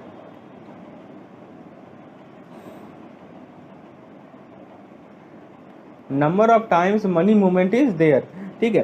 तो money movement is there from one of the entity to other entity, तो इसे हम लोग वेलोसिटी ऑफ मनी कहते हैं। तो आपसे यही पूछा तो गया है कि number of times unit of money changes hand in the course of year, तो उसे क्या कहते हैं, वेलोसिटी ऑफ मनी कहते हैं। तो ऑप्शन ए तो होगा नहीं, बी भी नहीं होगा, डी भी नहीं होगा, सी करेक्ट है, ठीक है। So the velocity of money is nothing but number of times money movement is there, so option C is the correct answer, ठीक है। तो आपको डेफिनेशन पता होना चाहिए कि मनी वेलोसिटी ऑफ मनी का मीनिंग क्या है। आइए आगे देखते हैं नेक्स्ट क्वेश्चन हम लोग। नेक्स्ट क्वेश्चन है अपना इफ द पब्लिक, देखिए क्या कर रहा है कि क्वेश्चन में ये कर रहा है कि the public finds way of making the same amount of money perform a large amount of transaction then before. अब देखिए अमाउंट ऑफ मनी उतना ही है, जैसे मान लीजिए कि 10,000 रुपया है, तो द अमाउंट तो 10,000 ही रह रहा है, लेकिन ट्रांजेक्शन ज़्यादा हो रहा है। इसका क्या मीनिंग हुआ? पहला option the demand for money must have risen, यानी डिमांड बढ़ गया होगा। दूसरा ऑप्शन वेलोसिटी बढ़ गया होगा। तीसरा ऑप्शन इनकम एंड प्राइजेस बढ़ गया होगा। चौथा ऑप्शन मनी सप्लाई बढ़ गया होगा। अब दोस्तों बताइए क्या सही होगा? तो दोस्तों जहाँ तक बात है कि अमाउंट ऑफ मनी वही है, ठीक है, हमारा जो मनी का अमाउंट है, मनी जो है वो फिक्स्ड है, ठीक है, लेकिन ट्रांजैक्शन इंक्रीज हो गया है। तो ट्रांजैक्शन इंक्रीज हो गया यानी फ्रीक्वेंसी बढ़ गया है। और अभी मैंने आपको बताया ना दोस्तों कि कितना बार मनी मूवमेंट हो रहा है एक एंटिटी से दूसरे एंटिटी में, इसे हम लोग क्या कहते हैं? इसे हम लोग कहते हैं वेलोसिटी ऑफ मनी। क्या कहते हैं दोस्तों? Velocity of money. तो आप इस केस में देख सकते हो, इसका मीनिंग यदि समझना है तो आप समझो ऐसे कि यदि मान लीजिए कि सेम अमाउंट ऑफ मनी है लेकिन वो ट्रांजैक्शन ज़्यादा बार कर रहा है, इसका मतलब ये हुआ कि जो वेलोसिटी ऑफ मनी है हमारा वो बढ़ गया है, ठीक है। तो इसकी डिमांड नहीं बढ़ेगा, ऑप्शन ए गलत है। इनकम एंड प्राइस भी नहीं बढ़ेगा, सप्लाई ऑफ मनी भी नहीं बढ़ेगा, लेकिन बढ़ेगा तो हमारा वेलोसिटी ऑफ मनी बढ़ेगा। So option B is the correct answer. So I think using this question you can understand what is the physical meaning of this velocity of money. So option B is the correct answer. Okay, so let's move to the next question. So question number 10 is the fact that using money avoids the double coincidence of want necessary in the barter economy illustrate which function of money. अब देखिए यहाँ पे function का money से related एक question है। अभी मैंने बताया था ना आपको 4 फंक्शन था, एम एस एस। एम से होता था मीडियम, दूसरे एम से होता था मेजर, तीसरे एम से होता था स्टोर और चौथे एम से होता था स्टैंड, चौथे एस से होता था स्टैंडर्ड। तो आपसे ये पूछ रहा है कि money avoids the double coincidence of wants. तो ये कौन से मनी के फंक्शन को इलस्ट्रेट कर रहा है? पहला है यूनिट ऑफ मनी, दूसरा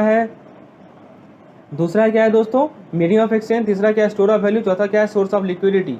ठीक है दोस्तों, तो ये देखिए आप समझिए बात को, ये जो है हमारा यूनिट ऑफ अकाउंट को शो कर रहा है कि मनी जो है आपका वो वैल्यू का मेजर कर रहा है। पहले के ज़माने में आपको पता है ना बार्टर सिस्टम होता था, ठीक है। तो आपको यदि आपके पास यदि मान लीजिए कि आपके पास एप्पल्स है, ठीक है, और दूसरे के पास मान लीजिए कि राइस है, तो आप क्या करते थे? एप्पल्स को उसको देते थे, राइस आप उससे लेते थे। तो यही होता था हमारा बार्टर सिस्टम। लेकिन अब क्या हुआ? अब मनी बीच में आ गया। आप मनी देकर एप्पल मनी को एप्पल बेचकर मनी ले रहे हो और उसी मनी से आप राइस खरीद रहे हो। तो ये हमारा अभी का सिस्टम है। तो ये जो है इलस्ट्रेट करता है कि मनी जो है वो यूनिट ऑफ अकाउंट है, या इसे बुक के हिसाब से कहा जाए तो मेजर ऑफ वैल्यू है। Option A will be the correct answer. ठीक है, चलिए आगे देखते हैं। अब $25,000 price tag on new car is an example of money as.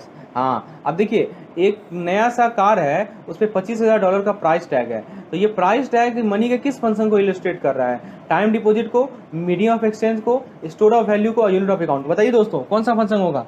तो साफ साफ है ये मीडियम ऑफ एक्सचेंज है, ठीक है, कि money is our medium of exchange. ठीक है, यानी कि इसी पैसा के थ्रू हम लोग क्या कर रहे हैं कि हम लोग एक्सचेंज कर रहे हैं इस आइटम को। So option B is the correct answer. Next question is which of the following applies to money when it serve as store of value. तो क्या कर रहा है कि जब मनी आपका स्टोर ऑफ वैल्यू का फंक्शन सर्व कर रहा है तो इनमें से कौन सा केस अप्लाई होगा? Money is a store of value because it is an agreed measure of for stating goods price. The more stable money is value the better it serves the store of value. When money serves as store of value it requires a double coincidence of wants. ठीक है, तो third तो होगा नहीं। Third अभी हम लोगों ने ऊपर देखा था ना, आप देखो इस वाली क्वेश्चन में हम लोगों ने कोइंसिडेंस वाला देखा था, तो यूनिट ऑफ अकाउंट था, स्टोर से मतलब नहीं था। ठीक है, तो थर्ड तो होगा नहीं, तो ऑप्शन नंबर सी नहीं होगा। ठीक है, तो करेक्ट आंसर इसका क्या है कि मनी स्टोर ऑफ वैल्यू इसलिए है क्योंकि एग्रीड मेजर्ड है फॉर स्टेटिंग गुड्स प्राइस। ठीक है, यही एक मेजर है जिसके थ्रू हम लोग गुड्स के प्राइस को स्टेट कर सकते हैं। So option 1 is the correct answer. So A will be the correct. Okay, so next let's move to the next question. So question number 13 is the quantity of money in an economy is $9 million. ठीक है, देखिए money का quantity दे रखा है हमारे economy में $9 million और velocity of circulation दे रखा है 3। तो आपको नॉमिनल जीडीपी बताना है। तो दोस्तों इस क्वेश्चन को बनाने के लिए आपको वेलोसिटी ऑफ मनी का फॉर्मूला पता होना चाहिए। ठीक है, देखिए मैं आपको हर एक तरह का क्वेश्चन करवाने का प्रयास कर रहा हूँ। मेरा ये प्रयास है कि so every type of question which ever can be ask in your CIB examination I am trying to cover that. Okay, so let's see what is the formula for velocity of money. So velocity of money is what मैंने बता दिया कि basically ये होता है कि हमारा जो मनी है वो कितना बार, उसका फ्रीक्वेंसी क्या है मूवमेंट का। तो वेलोसिटी ऑफ मनी का जो फॉर्मूला है दोस्तों वो ये है कि हम लोग नॉमिनेटर में नॉमिनल जीडीपी को लिखते हैं। ठीक है। अब नॉमिनल जीडीपी क्या होता है, रियल जीडीपी क्या होता है, दोनों में क्या डिफरेंस है वो मैं आपको आगे बताता हूँ। ठीक है, नॉमिनल जीडीपी को लिखते हैं और डिनोमिनेटर में दोस्तों हम लोग लिखते हैं मनी सप्लाई को। Okay, so this is the formula. ठीक है, अब आपको देखिए इस क्वेश्चन में क्या दे रखा है, the quantity of money in economy. ठीक है, तो मनी सप्लाई दे रखा है ना, मनी सप्लाई कितना है, $9 है। ठीक है, उसके बाद दोस्तों वेलोसिटी ऑफ सर्कुलेशन यानी वेलोसिटी ऑफ मनी दे रखा है 3। आपसे नॉमिनल जीडीपी पूछा गया है, तो दोस्तों नॉमिनल जीडीपी कैसे निकालिएगा बताइए, तो nominal GDP is equal to velocity of money multiplied by money supply, यही तो होगा ना, मल्टीप्लाइड बाय मनी सप्लाई। तो आप क्या करेंगे, 3 वेलोसिटी ऑफ मनी कितना है 3 और हमारा मनी सप्लाई कितना है $9, तो 3 इंटू 9 कितना हो जाएगा 27। तो दोस्तों $27 मिलियन हमारा आंसर हो जाएगा। So option B will be the correct answer. Okay, so 13 option number B is the correct answer. Let's move to the next question. So the next question is question number 14। तो दोस्तों ये जो question है ये basically हमारा एक case study है। So we will so question number 14, 15, 16, 17 will be based on the same question. Question ये कहा गया है कि हमारा जो मेजर ऑफ मनी होता है उसमें बैंक डिपॉजिट भी इंक्लूडेड होता है with RBI, demand deposit with the banking system होता ही है, और टर्म डिपॉजिट भी होता है, उसमें करेंसी पब्लिक होता है, और M0, M1, M2, M3 के रूप में इसे शो करते हैं। अब क्वेश्चन क्या कर रहा है, the liabilities such as current deposit, demand liability portion of the saving bank, margin held in against letter of credit और bank guarantee, balance in overdue fixed deposit are included. अब ये सब जो चीज़ लिखा गया है किसके अंदर इंक्लूडेड है, M0, M1, M2, M3 किसके अंदर इंक्लूडेड है बताइए। तो दोस्तों देखिए ये सब हमारे लायबिलिटीज़ होते हैं, current deposit, demand liabilities, margin held against letter of credit. तो दोस्तों ये चीज़ मैंने आपको बताया है कि जैसे आपका जो डिमांड डिपॉजिट होता है उसका ये पार्ट्स है, किसका पार्ट है दोस्तों, डिमांड डिपॉजिट का ये पार्ट है। तो क्या क्या है, तो सबसे पहला है अपना करंट डिपॉजिट। ठीक है, ये देखिए करंट डिपॉजिट है, उसके बाद दूसरा है अपना demand liabilities portion of saving bank, तीसरा है अपना margin held in against LC और बैंक गारंटी, और चौथा है अपना balance in overdue fixed deposit. तो ये हमारा क्या है दोस्तों, ये सभी के सभी हमारे डिमांड डिपॉजिट्स हैं। और आपको पता है दोस्तों डिमांड डिपॉजिट जो भी आएगा तो किसका पार्ट होगा, तो M0 का होगा क्या, M0 तो हमारा रिजर्व्स होता है। ठीक है, वो हमारा M1 का पार्ट होगा। तो हमारा किसका होगा दोस्तों, M1 का पार्ट होगा। ठीक है, तो इनिशियली से इंक्लूड किया गया M1 में, क्योंकि M1 का जो फॉर्मूला M1 में हमारा नैरो मनी होता है, और नैरो मनी में हमारा क्या होता है, डिमांड डिपॉजिट आता है। ठीक है, so option I think B will be the correct. ठीक है, सो ओके, आपको समझ में आया बी आंसर क्यों सही है। आइए नेक्स्ट क्वेश्चन देखते हैं, the demand deposit of banks are included in. अब देखिए बहुत बढ़िया क्वेश्चन है, डिमांड डिपॉजिट किसके किसके अंदर इंक्लूडेड है। तो दोस्तों लास्ट क्लास में मैंने आपको एक चार्ट बना के बताया था, याद है आपको, आपको याद होगा कि जो हमारा डिमांड डिपॉजिट है, देखिए मैंने आपको इस चीज़ को समझाया था। देखिए ऐसे मैंने चार्ट बनाया था ना, आपको याद होगा, यहाँ पे मैंने M1 लिखा था, M2 लिखा था, M3 लिखा था, M4 लिखा था, और यहाँ पे मैंने लिखा था दोस्तों कासा। यदि आपको नहीं याद है तो आप वहाँ जाके देखिए पिछले लेसन को, वहाँ पे मैंने अच्छे से समझाया है। और यहाँ पे मैंने लिखा है FD प्लस RD। ठीक है, FD प्लस RD, और ये कासा लिखा था, FD प्लस RD लिखा था, और मनी इन हैंड तो है ही। तो ये जो कासा है दोस्तों वो हमारा चारों का पार्ट है, M1 में भी आता है, M2 में भी आता है, M3 में भी आता है, और M4 में भी आता है। ठीक है, तो जैसे जैसे हम लोग नीचे जा रहे होते हैं तो हमारा लिक्विडिटी क्या होता है, घटते जाता है। तो कासा ही तो है हमारा डिमांड डिपॉजिट। ठीक है, ये FD प्लस RD तो हमारा टाइम डिपॉजिट हो गया। ठीक है, तो कासा जो है M1 में भी है, M2 में भी है, M3 में भी है। So option D will be the correct. Okay, A, B, C are wrong, so D will be the correct. Wait, यहाँ पे क्या है, demand deposit of banks. Wait, यहाँ पे एक mistake, demand deposits of bank. दोस्तों यहाँ पे डिमांड डिपॉजिट ऑफ बैंक कर रहा है तो सही है, हम अपना डी सही होगा। ठीक है, यहाँ पे एक मिस्टेक है, इसे आप सही कर लें, इसका करेक्ट आंसर होगा डी। यहाँ पे ए ना होकर क्या होगा, डी, क्योंकि M3 में हमारा M1 भी तो आता है। ठीक है, M3 में हमारा M1 भी आता है, और M1 के अंदर हमारा डिमांड डिपॉजिट होता है, इसीलिए डिमांड डिपॉजिट सभी के अंदर इंक्लूडेड है। आइए नेक्स्ट क्वेश्चन देखते हैं, the term deposits of bank are included in. अब दोस्तों टर्म डिपॉजिट अभी मैंने बताया ना, आपका जो FD प्लस RD है यही हमारा टर्म डिपॉजिट होता है। ठीक है, तो यहाँ यदि आप M1, M2, M3 लिखोगे, ठीक है, और M4, तो टर्म डिपॉजिट्स का जहाँ तक बात है तो टर्म डिपॉजिट किस में आएगा बताइए। FD RD जो है वो बहुत कम ही लिक्विडिटी होता है, तो M1 में तो आएगा नहीं, M2 में भी आएगा नहीं, M3 में आएगा, ठीक है, और M4 में भी आएगा। सो M3 एंड M4 में इंक्लूडेड है। सो आप जरा ऑप्शन को देखिए, टर्म डिपॉजिट्स इसका आंसर दे रखा है हमें सी। यहाँ पे एक मिस्टेक है दोस्तों, M2 में तो टर्म डिपॉजिट नहीं आता है, ठीक है। यहाँ पे एक इसे करेक्ट कर लीजिए, इसमें ऑप्शन एक और ऑप्शन लगा लीजिए, ई नंबर ऑप्शन, ठीक है। मैं ई ऑप्शन ऐड कर रहा हूँ, वनली 3, ठीक है। ई नंबर सही होगा। केवल और केवल टर्म डिपॉजिट जो होता है वो M3 का पार्ट होता है, M1 में नहीं आएगा, M2 में नहीं आएगा, ठीक है। तो option E will be the correct. तो इसे आप लोग सही कर लेते हैं, इसे हम लोग यहाँ पे डिलीट कर देते हैं, ये गलत है, सी नहीं होगा, ई होगा, ठीक है। वनली क्या, वनली M3, ठीक है, केवल M3 में आता है, और M4 रहता है तो उसमें भी आता है दोस्तों। चलिए आगे देखते हैं। नेक्स्ट क्वेश्चन है, major portion of which of the following contains interest free fund and is the most liquid, ये कीवर्ड है, most liquid part of the money supply. अब देखिए मोस्ट लिक्विड जब कह दिया है तो अब बताइए M0, M1, M2, M3 में सबसे ज़्यादा लिक्विड कौन सा है? तो M0 सबसे ज़्यादा लिक्विडिटी है, ठीक है। M0 पता है ना आपको, M0 क्या होता है? M0 के बारे में मैंने बताया है दोस्तों, M0 हमारा रिजर्व फंड्स होता है, ठीक है। तो एक बार मैं फिर से बता दूं आपको M0 के बारे में।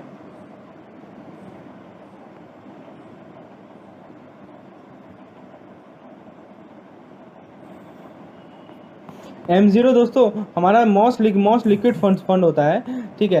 तो वो हमारा रिजर्व्स होता है, आरबीआई के पास जो रिजर्व जमा होता है वो होता है, उसके अंदर हमारा CRR, SLR ये सभी कंपोनेंट्स होते हैं, और प्लस जो आरबीआई के पास जो मनी डिपॉजिट्स है, ये अदर डिपॉजिट विद आरबीआई, ये आते हैं। तो ये हमारे M0 के पार्ट हैं, और सबसे ज़्यादा लिक्विडिटी पार्ट यही है। जैसे जैसे आप नीचे जाओगे ना तो आपका लिक्विडिटी जो है वो घटेगा, ठीक है। लिक्विडिटी क्या होता है, घटता है, और अमाउंट ऑफ मनी क्या होता है, बढ़ता है। तो इसीलिए M0 is the most liquid, M1 then after, then M2, then M3। Okay, next question देखते हैं हम लोग। डिमांड डिपॉजिट विद बैंक्स, ठीक है। अब देखिए क्वेश्चन है, इस क्वेश्चन को मैंने ऑलरेडी डिस्कस कर चुका हूँ। क्या कर रहा है कि जो बैंक के साथ जो डिमांड डिपॉजिट होता है, इसके अंदर लायबिलिटीज आते हैं जो कि पेबल होते हैं डिमांड पे, और इनके अंदर क्या क्या आते हैं, तो करंट डिपॉजिट आएगा, demand liability portion of saving bank आएगा, मार्जिन हेल्ड सेकंड LC आएगा, गारंटी आएगा, ये भी आएगा, balance in overdue fix deposit, cash certificate, cumulative recovery. दोस्तों ये सभी के सभी आते हैं, ठीक है। ये सभी के सभी हमारे डिमांड डिपॉजिट का ही पार्ट है। तो option D will be the correct. A भी सही है, बी भी सही है, डी भी सही है, यानी तीनों के तीनों सही है, तो ऑप्शन डी हमारा सही होगा, ठीक है। Option D is the correct answer. Let's move to the next question. आप देखिए एक MCQs बेस्ड क्वेश्चन है, ठीक है। मतलब न्यूमेरिकल क्वेश्चन है, आपसे ब्रॉड मनी कैलकुलेट करने को कहा गया है। ब्रॉड मनी समझते हो ना आप? ब्रॉड मनी क्या होता है बताइए? तो ब्रॉड मनी होता है दोस्तों हमारा M3, ठीक है। आपको करेंसी विद पब्लिक दे रखा है कितना, 1 लाख दे रखा है। Demand deposit with banking system दे रखा है 2 lakh. Other deposit with RBI दे रखा है 2 लाख। सेविंग डिपॉजिट और पोस्ट सेविंग बैंक दे रखा है 40,000। टाइम डिपॉजिट दे रखा है 2 lakh. All deposit with post office bank including 40,000 of NSC total दे रखा है 1 लाख। तो आपसे क्या पूछा गया है, M3 निकालना है। तो पहले M3 का फॉर्मूला तो पता होना चाहिए। M3 का फॉर्मूला होता है M1 प्लस टाइम डिपॉजिट। तो पहले आप M1 निकालिए, और टाइम डिपॉजिट तो आपको दे ही रखा है, ठीक है। तो यहाँ देखिए टाइम डिपॉजिट दे रखा है 2 लाख, 2 लाख तो आपको ये मिल जाएगा। लेकिन M1 निकालिएगा ना, और M1 निकालने के लिए 3 चीज़ चाहिए। क्या क्या चीज़ चाहिए बताइए? पब्लिक के पास जो करेंसी है वो चाहिए, प्लस क्या चाहिए बताइए? Demand deposit with banking system चाहिए, और प्लस क्या चाहिए? अदर डिपॉजिट विद आरबीआई चाहिए। अब देखते हैं हम लोग इसे कैलकुलेट करते हैं। आइए दोस्तों इसका कैलकुलेशन देखते हैं। तो सबसे पहले हम लोग M1 निकालेंगे। M1 कैसे निकालेंगे? तो M1 निकालेंगे, करेंसी विद पब्लिक कितना है 1 लाख, ठीक है। डिमांड डिपॉजिट विद बैंक कितना है 2 लाख, और plus other deposit with RBI कितना है 2 लाख।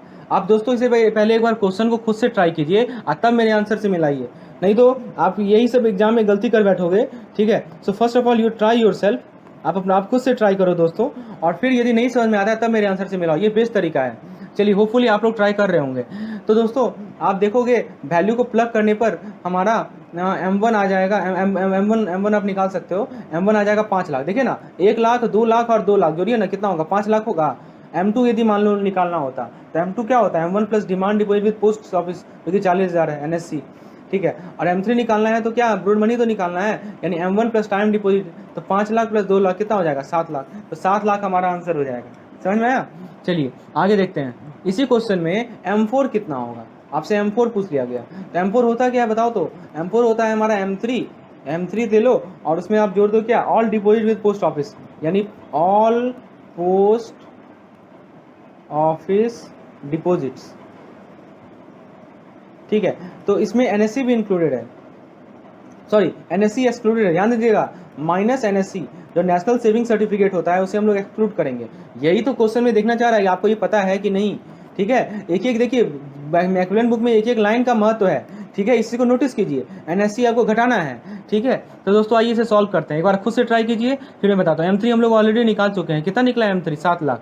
ठीक है, तो दोस्तों देखिए मैंने फॉर्मूला बता दिया, तो M3 है 7 लाख, तो total deposit with post office कितना है? 1 लाख है, लेकिन इसमें से 40,000 NSC है, तो उसे आप घटा दोगे, तो 40,000 घटा दोगे तो कितना बचेगा? 60,000 बचेगा। तो 7 लाख में से 60,000 जोड़ दो तो कितना हो जाएगा? 7,60,000। ठीक है, तो ये हमारा आंसर हो जाएगा।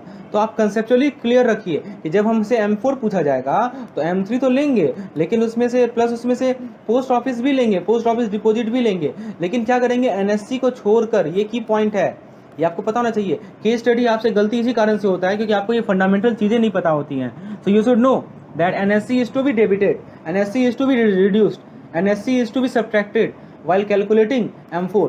Okay, so let's move to the next question.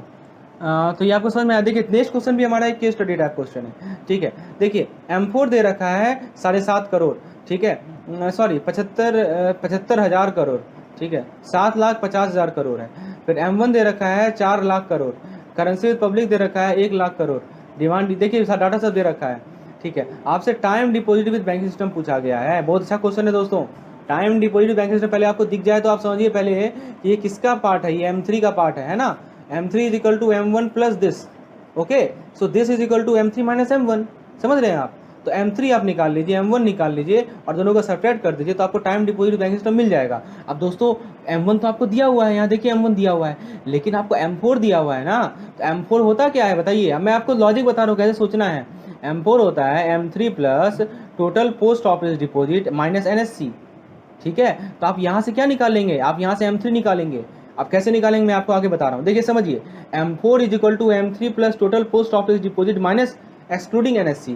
ठीक है, तो इस इक्वेशन से आप M3 निकालेंगे और M3 निकालने के बाद यहाँ पुट करेंगे तो आपको टाइम डिपॉजिट मिल जाएगा। तो ऐसे सोचना है, आपका थॉट प्रोसेस ऐसे होना चाहिए। आइए दोस्तों सॉल्व करते हैं इसे, एक बार खुद से ट्राई कीजिए फिर मैं बताता हूँ। दोस्तों देखिए इस क्वेश्चन को सॉल्व करना है ना, तो आपके पास ये तीनों इक्वेशंस हैं जिसको आपको यूज करना है। पहला इक्वेशन नंबर 1 ये है, दूसरा इक्वेशन नंबर 1 ये है और तीसरा इक्वेशन नंबर 1 ये है। ठीक है, ओके। तो दोस्तों आप क्या करो कि टाइम डिपॉजिट विथ तीनों इक्वेशन को यदि आप पुट करोगे तो आपको फॉर्मूला आएगा M4 minus M1 minus all deposit post office time deposit excluding NSC। ठीक है, तो ये आपको फॉर्मूला आएगा टाइम डिपॉजिट का। तो M4 आपका कितना है? 7,50,000। M1 कितना है? 4 लाख। और टाइम डिपॉजिट कितना है? 50,000। क्योंकि NSC के बारे में कुछ अलग से डिटेल दिया नहीं हुआ है। देखिए तो दिया हुआ है क्या? नहीं दिया हुआ है ना, यहाँ साफ साफ लिखा हुआ है एक्सक्लूडिंग NSC। यहाँ पे क्वेश्चन में लिख दिया है कि मैंने NSC को एक्सक्लूड कर चुका हूँ, आपको कुछ सोचना ही नहीं है इसके बारे में। ठीक है, तो ये आपको ध्यान रखना है।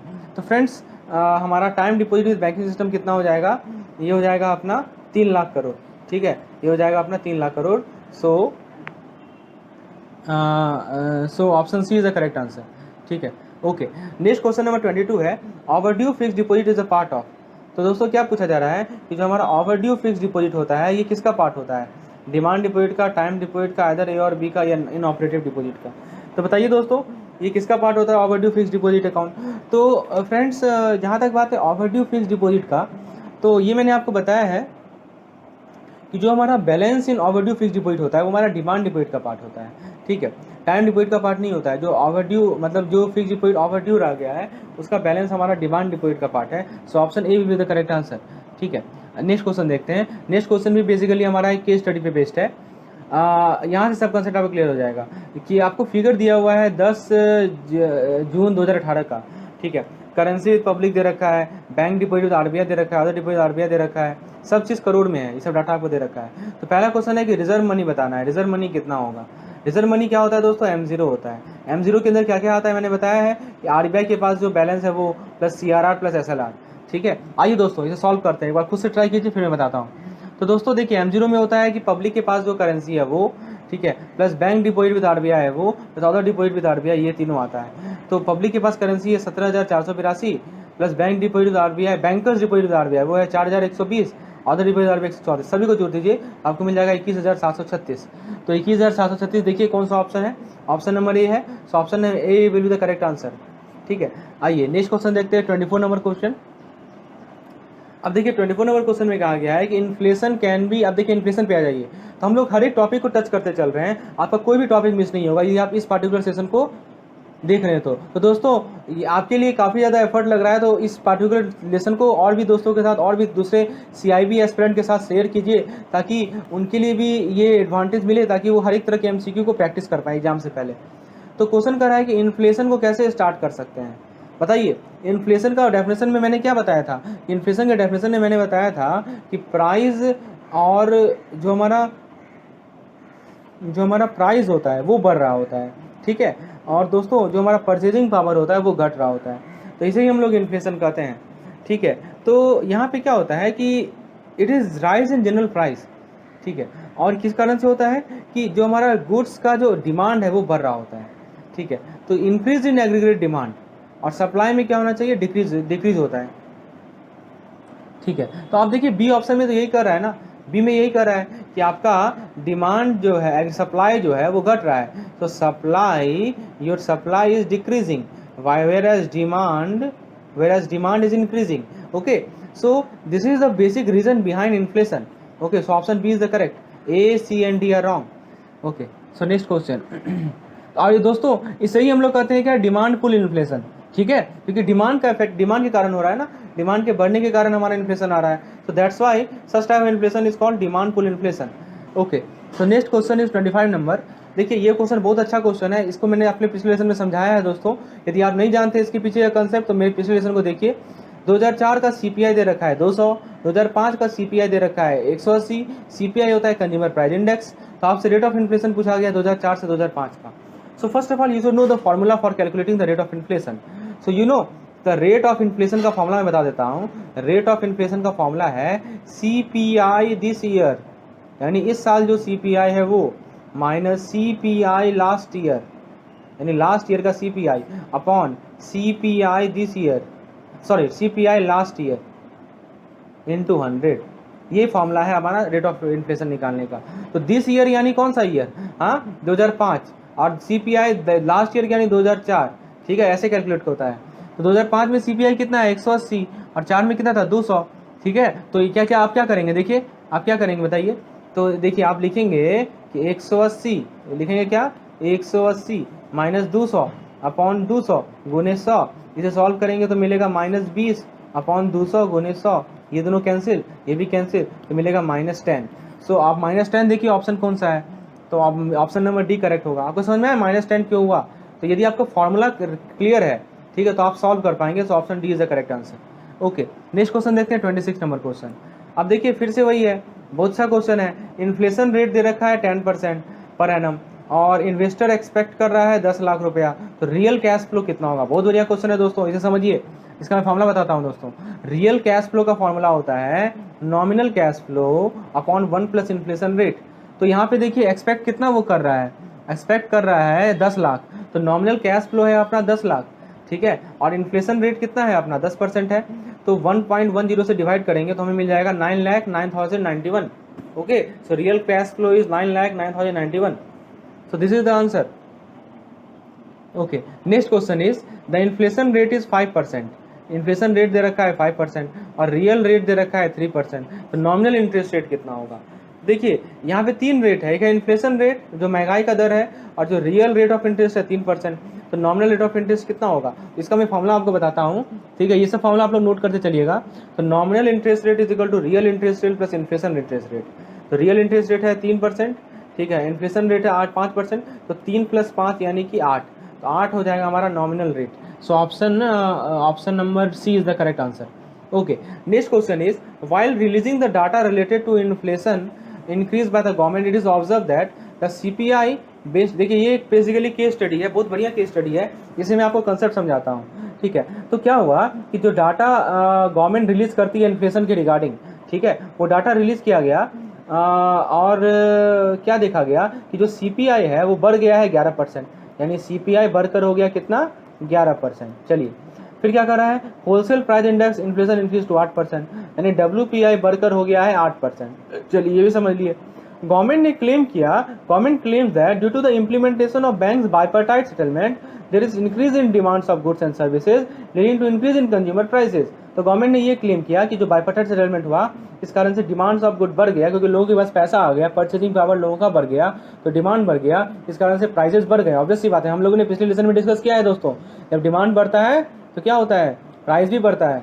ठीक है, और फिर दोस्तों क्योंकि आपको पता है ना डिमांड और इसमें इनवर्स रिलेशनशिप है। ठीक है, क्योंकि डिमांड यदि बढ़ेगा तो हमारा चीज़ का क्या होगा, अवेलेबिलिटी कम होगा तो प्राइस बढ़ेगा।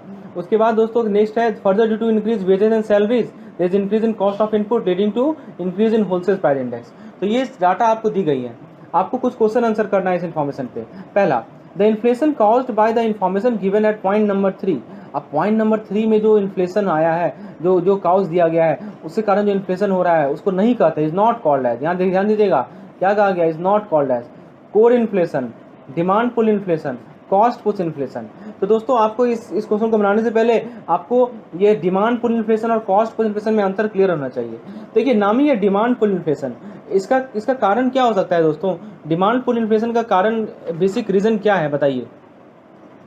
तो फ्रेंड्स डिमांड पुल इन्फ्लेशन का बेसिक कारण है कि आपका डिमांड बढ़ जाना। ठीक है, डिमांड सप्लाई से यदि ज़्यादा हो जाएगा तो शॉर्टेज होने लगेगी और प्राइस बढ़ेगी।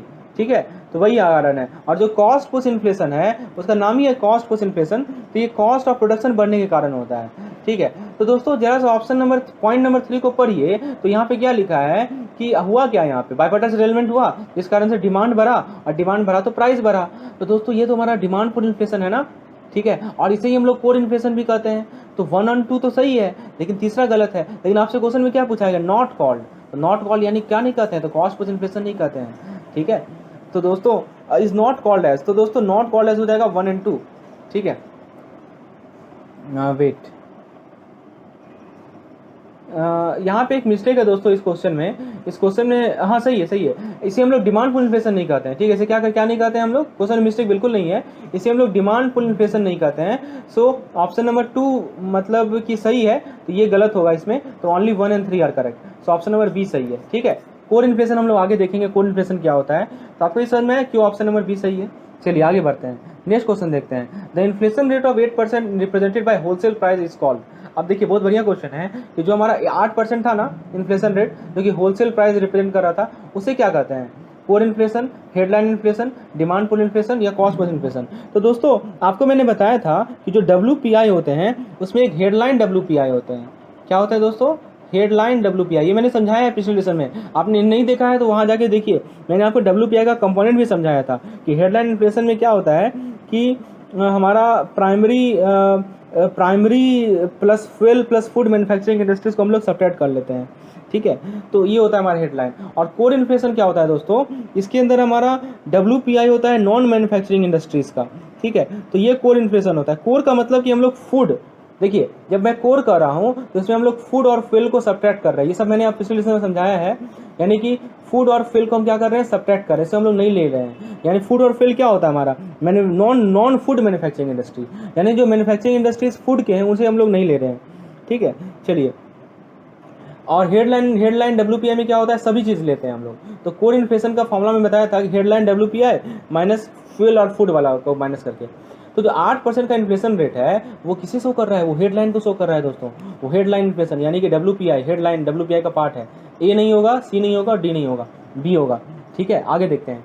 The inflation rate 11% represented by consumer prices. अब दोस्तों 11% जरा देखिए तो क्या है। ठीक है, आइए जरा देखते हैं 11% क्या था, जरा क्वेश्चन को देखिए। 11% था CPI। ठीक है, कंज्यूमर प्राइस इंडेक्स हमारा बढ़कर हो गया CPI। ठीक है, तो 11% में क्या कर रहा है कि ये हमारा क्या है, तो 11% है अपना core inflation. Okay, so this is our option number A, this is core inflation. Next question है दोस्तों, question number 31। The inflation caused by the information given at point number 4 is not called as. यहाँ पे देखिए not called लिखा हुआ है। तो inflation जो पॉइंट नंबर 4 है, पॉइंट नंबर 4 को जरा देखिए एक बार। पॉइंट नंबर 4 में क्या कहा था, पॉइंट नंबर 4 में कहा था कि वेजेज एंड सैलरीज बढ़ गया। ठीक है, तो उस कारण से क्या हुआ कि इनपुट का, ऑब्वियस सी बात है, यदि वेज और सैलरी बढ़ेगा तो प्रोडक्शन कॉस्ट बढ़ेगा, और प्रोडक्शन कॉस्ट बढ़ेगा तो होलसेल प्राइस इंडेक्स बढ़ेगा, WPI बढ़ेगा, जो कि बढ़ता हुआ आपको दिख रहा है। ठीक है, तो ये जो है ये बेसिकली आपसे ये पूछ रहा है कि कौन सा इन्फ्लेशन का काउज है ये। ठीक है, तो आपको पता है दोस्तों ये हमारा डिमांड पुल इन्फ्लेशन नहीं है, ये हमारा है कॉस्ट पुश इन्फ्लेशन, क्योंकि कॉस्ट बढ़ रहा है ना, यहाँ पे क्या हो रहा है, कॉस्ट बढ़ रहा है और वही इन्फ्लेशन को काउज कर रहा है। ठीक है, इसीलिए हम लोग कहते हैं इसे कॉस्ट पुश इन्फ्लेशन। तो ऑप्शन नंबर 3 तो होगा इसका आंसर, लेकिन नॉट कॉल्ड है तो इसलिए 1 और 2 होगा। ठीक है, सो ऑप्शन नंबर ए सही आंसर होगा। ठीक है दोस्तों, समझ में आया क्यों ऑप्शन नंबर ए सही है। नेक्स्ट क्वेश्चन है, अब देखिए बढ़िया क्वेश्चन है, इन्फ्लेशन यदि बढ़ता है तो परचेजिंग पावर ऑफ मनी क्या होता है दोस्तों, बताइए। इन्फ्लेशन बढ़ता है तो परचेजिंग पावर क्या होता है। अब मैं इसका एग्जांपल समझाता हूँ। जैसे कि मान लीजिए आपके पास 50 रुपया का कोई प्रोडक्ट है, ठीक है, तो पहले आपको 50 रुपया देना पड़ता था, ठीक है, और पहले 50 रुपया देते थे, अब बढ़कर उसका दाम हो गया 70 रुपया। ठीक है, तो महंगाई हुआ ना, वो चीज़ महंगा हुआ ना। तो अब दोस्तों अब प्राइस लेवल तो बढ़ रहा है यहाँ पे, तो आप बताओ प्राइस लेवल बढ़ रहा है। ठीक है, अब इसका मैं एक और अच्छा सा एग्जांपल देता हूँ दोस्तों, आप समझिए ऐसे कि समोसा, पहले आपको पता है ना समोसा आपको 2 रुपये में मिल जाता था एक समोसा, लेकिन अब एक समोसा आपको 10 रुपये में मिल रहा है। ठीक है, तो आपका परचेजिंग पावर ऑफ मनी घट गया ना, ये इन्फ्लेशन का ही तो कारण है। तो जब भी हमारा इन्फ्लेशन बढ़ेगा तो परचेजिंग पावर ऑफ मनी क्या होगा, घटेगा। So option B is the correct answer. आप समोसा का एग्जांपल ले लो। Okay, so option B is the correct answer 32। Next question is which of the following in statement about inflation is not correct. यहाँ ध्यान दीजिएगा, नॉट करेक्ट है, ये सब कीवर्ड्स होते हैं क्योंकि हम लोग इग्नोर कर देते हैं। तो इन्फ्लेशन के बारे में कौन सा स्टेटमेंट सही नहीं है। पहला, it is sustain increase in price level over a period, बिल्कुल सही। प्राइस इंक्रीज, अभी मैंने बताया है आपको कि कोई प्रोडक्ट था जिसका दाम 50 रुपया था, बढ़कर हो गया 70 रुपया। ठीक है, तो यही तो हमारा प्राइस इंक्रीज है, और ये इसी कारण हमारा क्या होता है, इन्फ्लेशन होता है। So this cause what, this cause inflation.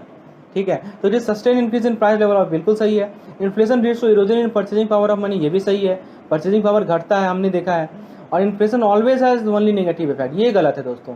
Inflation के कुछ पॉजिटिव इफेक्ट भी होते हैं। कौन कौन से पॉजिटिव इफेक्ट होते हैं बताएंगे आप एक दो। देखिए, इन्फ्लेशन के पॉजिटिव इफेक्ट में यदि बात करें तो हमारा जो रिसेशन का पीरियड होता है ना, हम लोग आगे डिस्कस करेंगे दोस्तों रिसेशन होता क्या है। जो हमारा बिजनेस साइकिल है वहाँ पे हम लोग रिसेशन को डिटेल में डिस्कस करेंगे, what is the meaning of recession. तो इन्फ्लेशन के कारण जो रिसेशन का पीरियड होता है ना वो खत्म होता है, तो ये हम इसका पॉजिटिव इफेक्ट है। और एक और है कि डेब्ट से रिलीफ भी होता है दोस्तों, जो हमारा डेब्ट कर्ज होता है, कर्ज माफ़ी।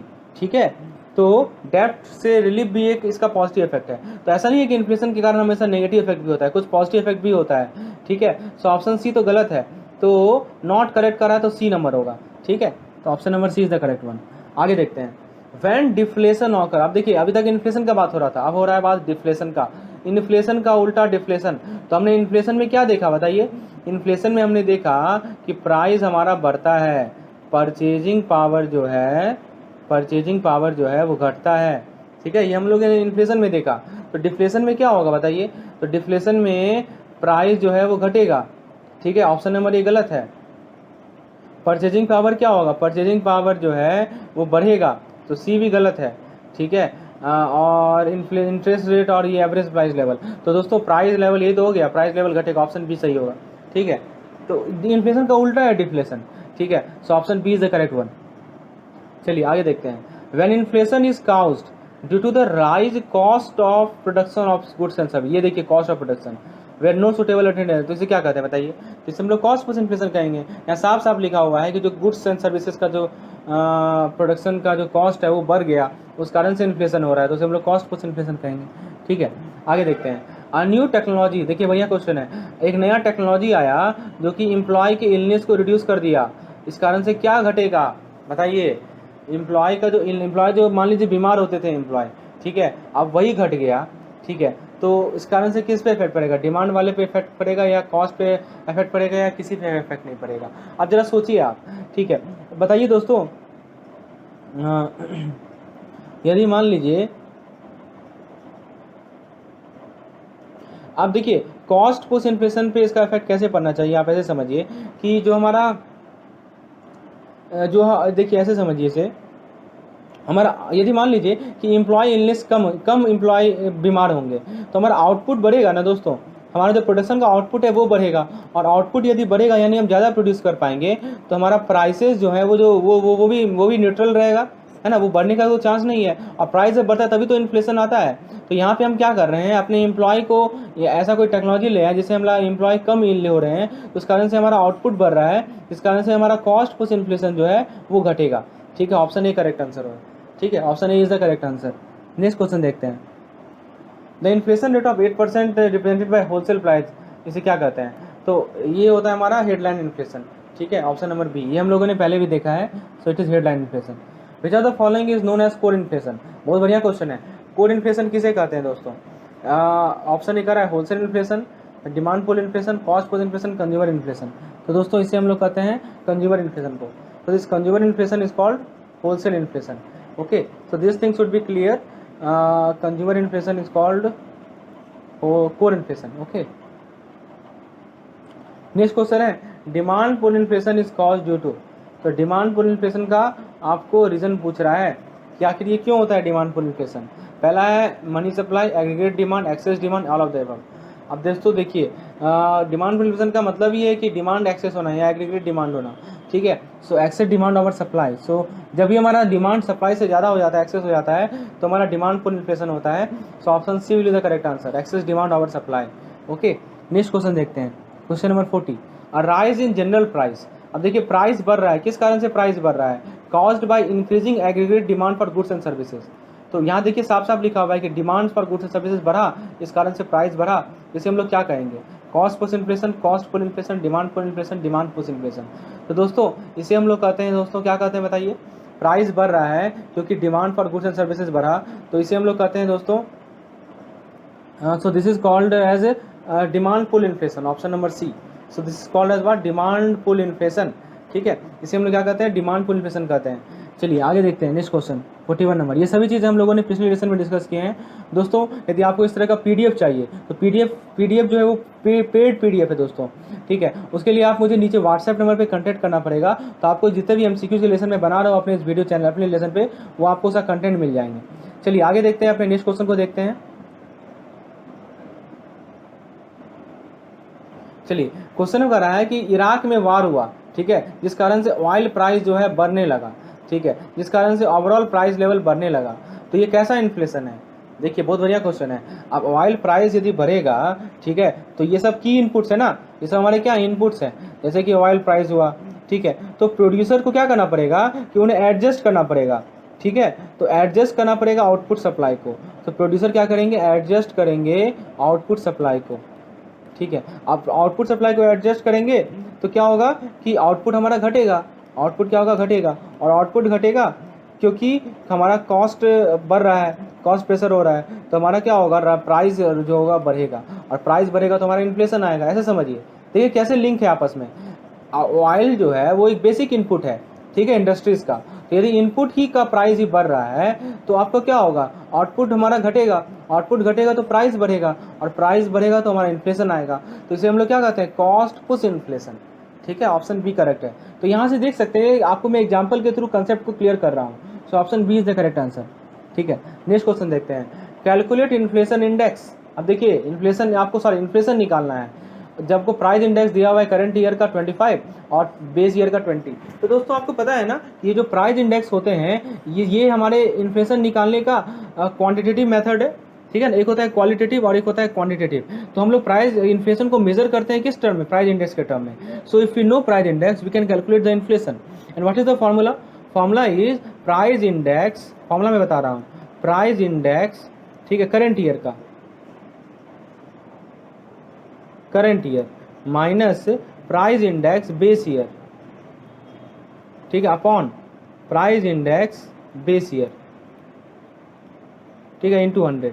तो ये फॉर्मूला होता है हमारा इन्फ्लेशन निकालने का, ठीक है। तो दोस्तों आप देखिए प्राइस इंडेक्स इन करंट ईयर कितना है? 25 है, ठीक है, 25 है हमारा करंट ईयर का प्राइस इंडेक्स, बेस ईयर का प्राइस इंडेक्स 20 है। तो आप इसे निकालेंगे तो आपको मिल जाएगा 25%, ओके, इन्फ्लेशन 25 इन्फ्लेशन आपको मिलेगा। चलिए आगे देखते हैं, which of the following price index measure the price at retail level.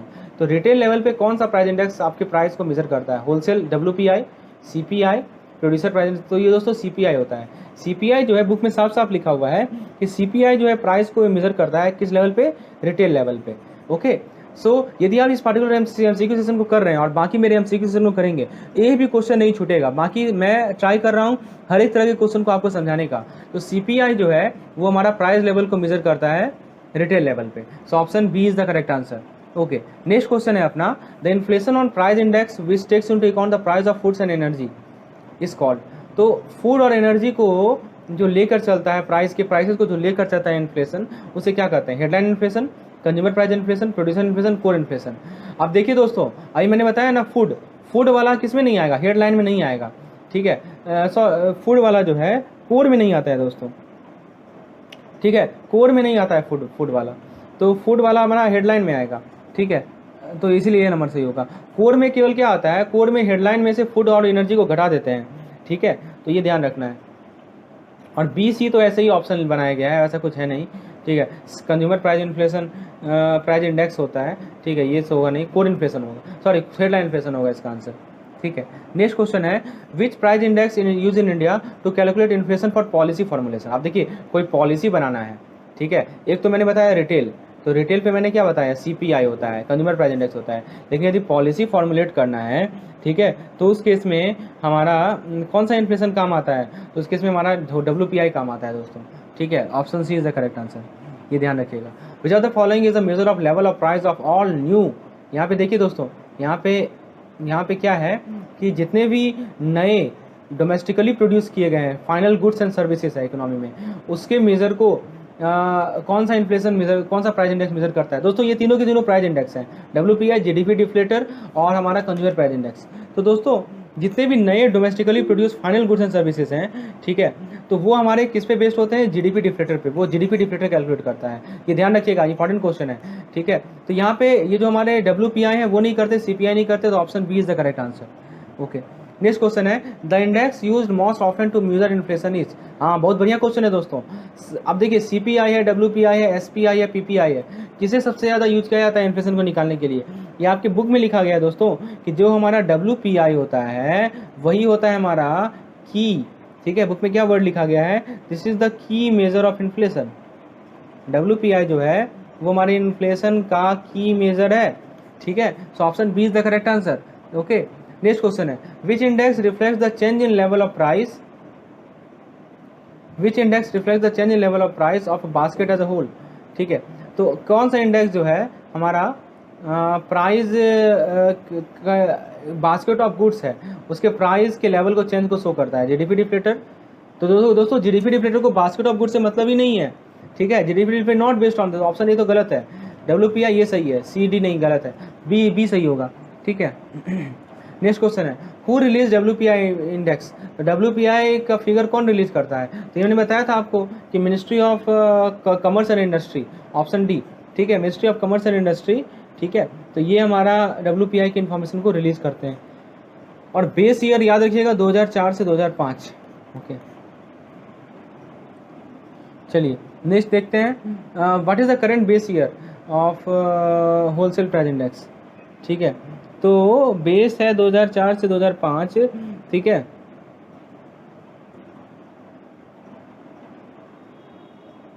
दोस्तों एक चीज़ यहाँ पे बता दूँ, यहाँ पे एक मिस्टेक हो गया है इस वाले क्वेश्चन में, ठीक है, इस वाले क्वेश्चन में एक मिस्टेक है, यहाँ पे कर रहा है ना कि the index use to measure inflation, तो दोस्तों देखिए समझिए बात को, इसका आंसर WPI नहीं होगा, इसका आंसर होगा CPI, ठीक है। पहले WPI था लेकिन 2014 के बाद, बुक में लिखा हुआ है 2014 के बाद CPI जो है वो हो गया है हमारा की मेजर ऑफ इन्फ्लेशन, ठीक है। तो ये याद रखिएगा, यहाँ पे मैं फिर से रिपीट कर रहा हूँ कि 47 का करेक्ट आंसर है दोस्तों, 47 का करेक्ट आंसर है ऑप्शन नंबर ए, ठीक है। पहले था WPI लेकिन अब चेंजेस आ गए हैं, तो ए नंबर आंसर होगा, ये बुक में लिखा हुआ है, मेंशन किया हुआ है, इसीलिए मैं यहाँ पे रेक्टिफाई करा रहा हूँ, ठीक है दोस्तों, इसे देख लीजिएगा। आगे देखते हैं what is the current base year, तो करंट बेस ईयर कितना है 11-12, ठीक है। बुक में 4-5 दिया हुआ है, यदि आप लोग नए बुक को देख के बताइए कि इसका करंट बेस ईयर कितना है, 11-12 है या 4-5 है, इसी को आप कमेंट सेक्शन में लिखिए दोस्तों, या आप कमेंट सेक्शन में मुझे बताइए कि 11-12 होगा या 4-5 होगा, बुक में 4-5 लिखा हुआ है, ठीक है। आगे देखते हैं 51 नंबर क्वेश्चन, ये देखिए GDP डिफ्लेटर के बेस्ड एक न्यूमेरिकल क्वेश्चन है।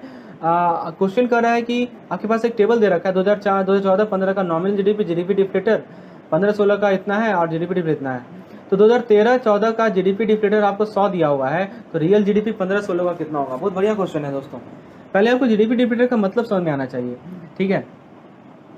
तो GDP डिफ्लेटर का फॉर्मूला पता है ना, ठीक है, ये होता है हमारा nominal GDP upon real GDP, यानी N/G, ठीक है, तो N/G ये होता है हमारा GDP डिफ्लेटर। आपसे रियल GDP पूछा गया कब का, 15-16 का, तो 15-16 का ही आप GDP डिफ्लेटर लीजिए ना, तो 15-16 का GDP डिफ्लेटर कितना है बताइए, तो 15-16 का GDP डिफ्लेटर है आपके पास 145, ठीक है। तो 145 और ये हो गया जीडीपी डिफ्लेटर। आपसे रियल जीडीपी पूछा गया, नॉमिनल जीडीपी कितना है 1516 का 3200, ठीक है, अपन आर, तो यहाँ से आर निकाल लीजिए, ठीक है। तो 3200 अपॉन 145 हो जाएगा। तो वही तो देखिए मैंने यहाँ किया है, ठीक है। तो आपको समझ में आया 3200 अपॉन 145 गुने 100 क्यों है, ये अभी मैंने समझाया है दोस्तों। I have explained this. So this will be 2207. Okay, so option number A will be the correct. Okay, next question. If GDP deflator in 2013-14 is 100, then real GDP of 2014-15 is.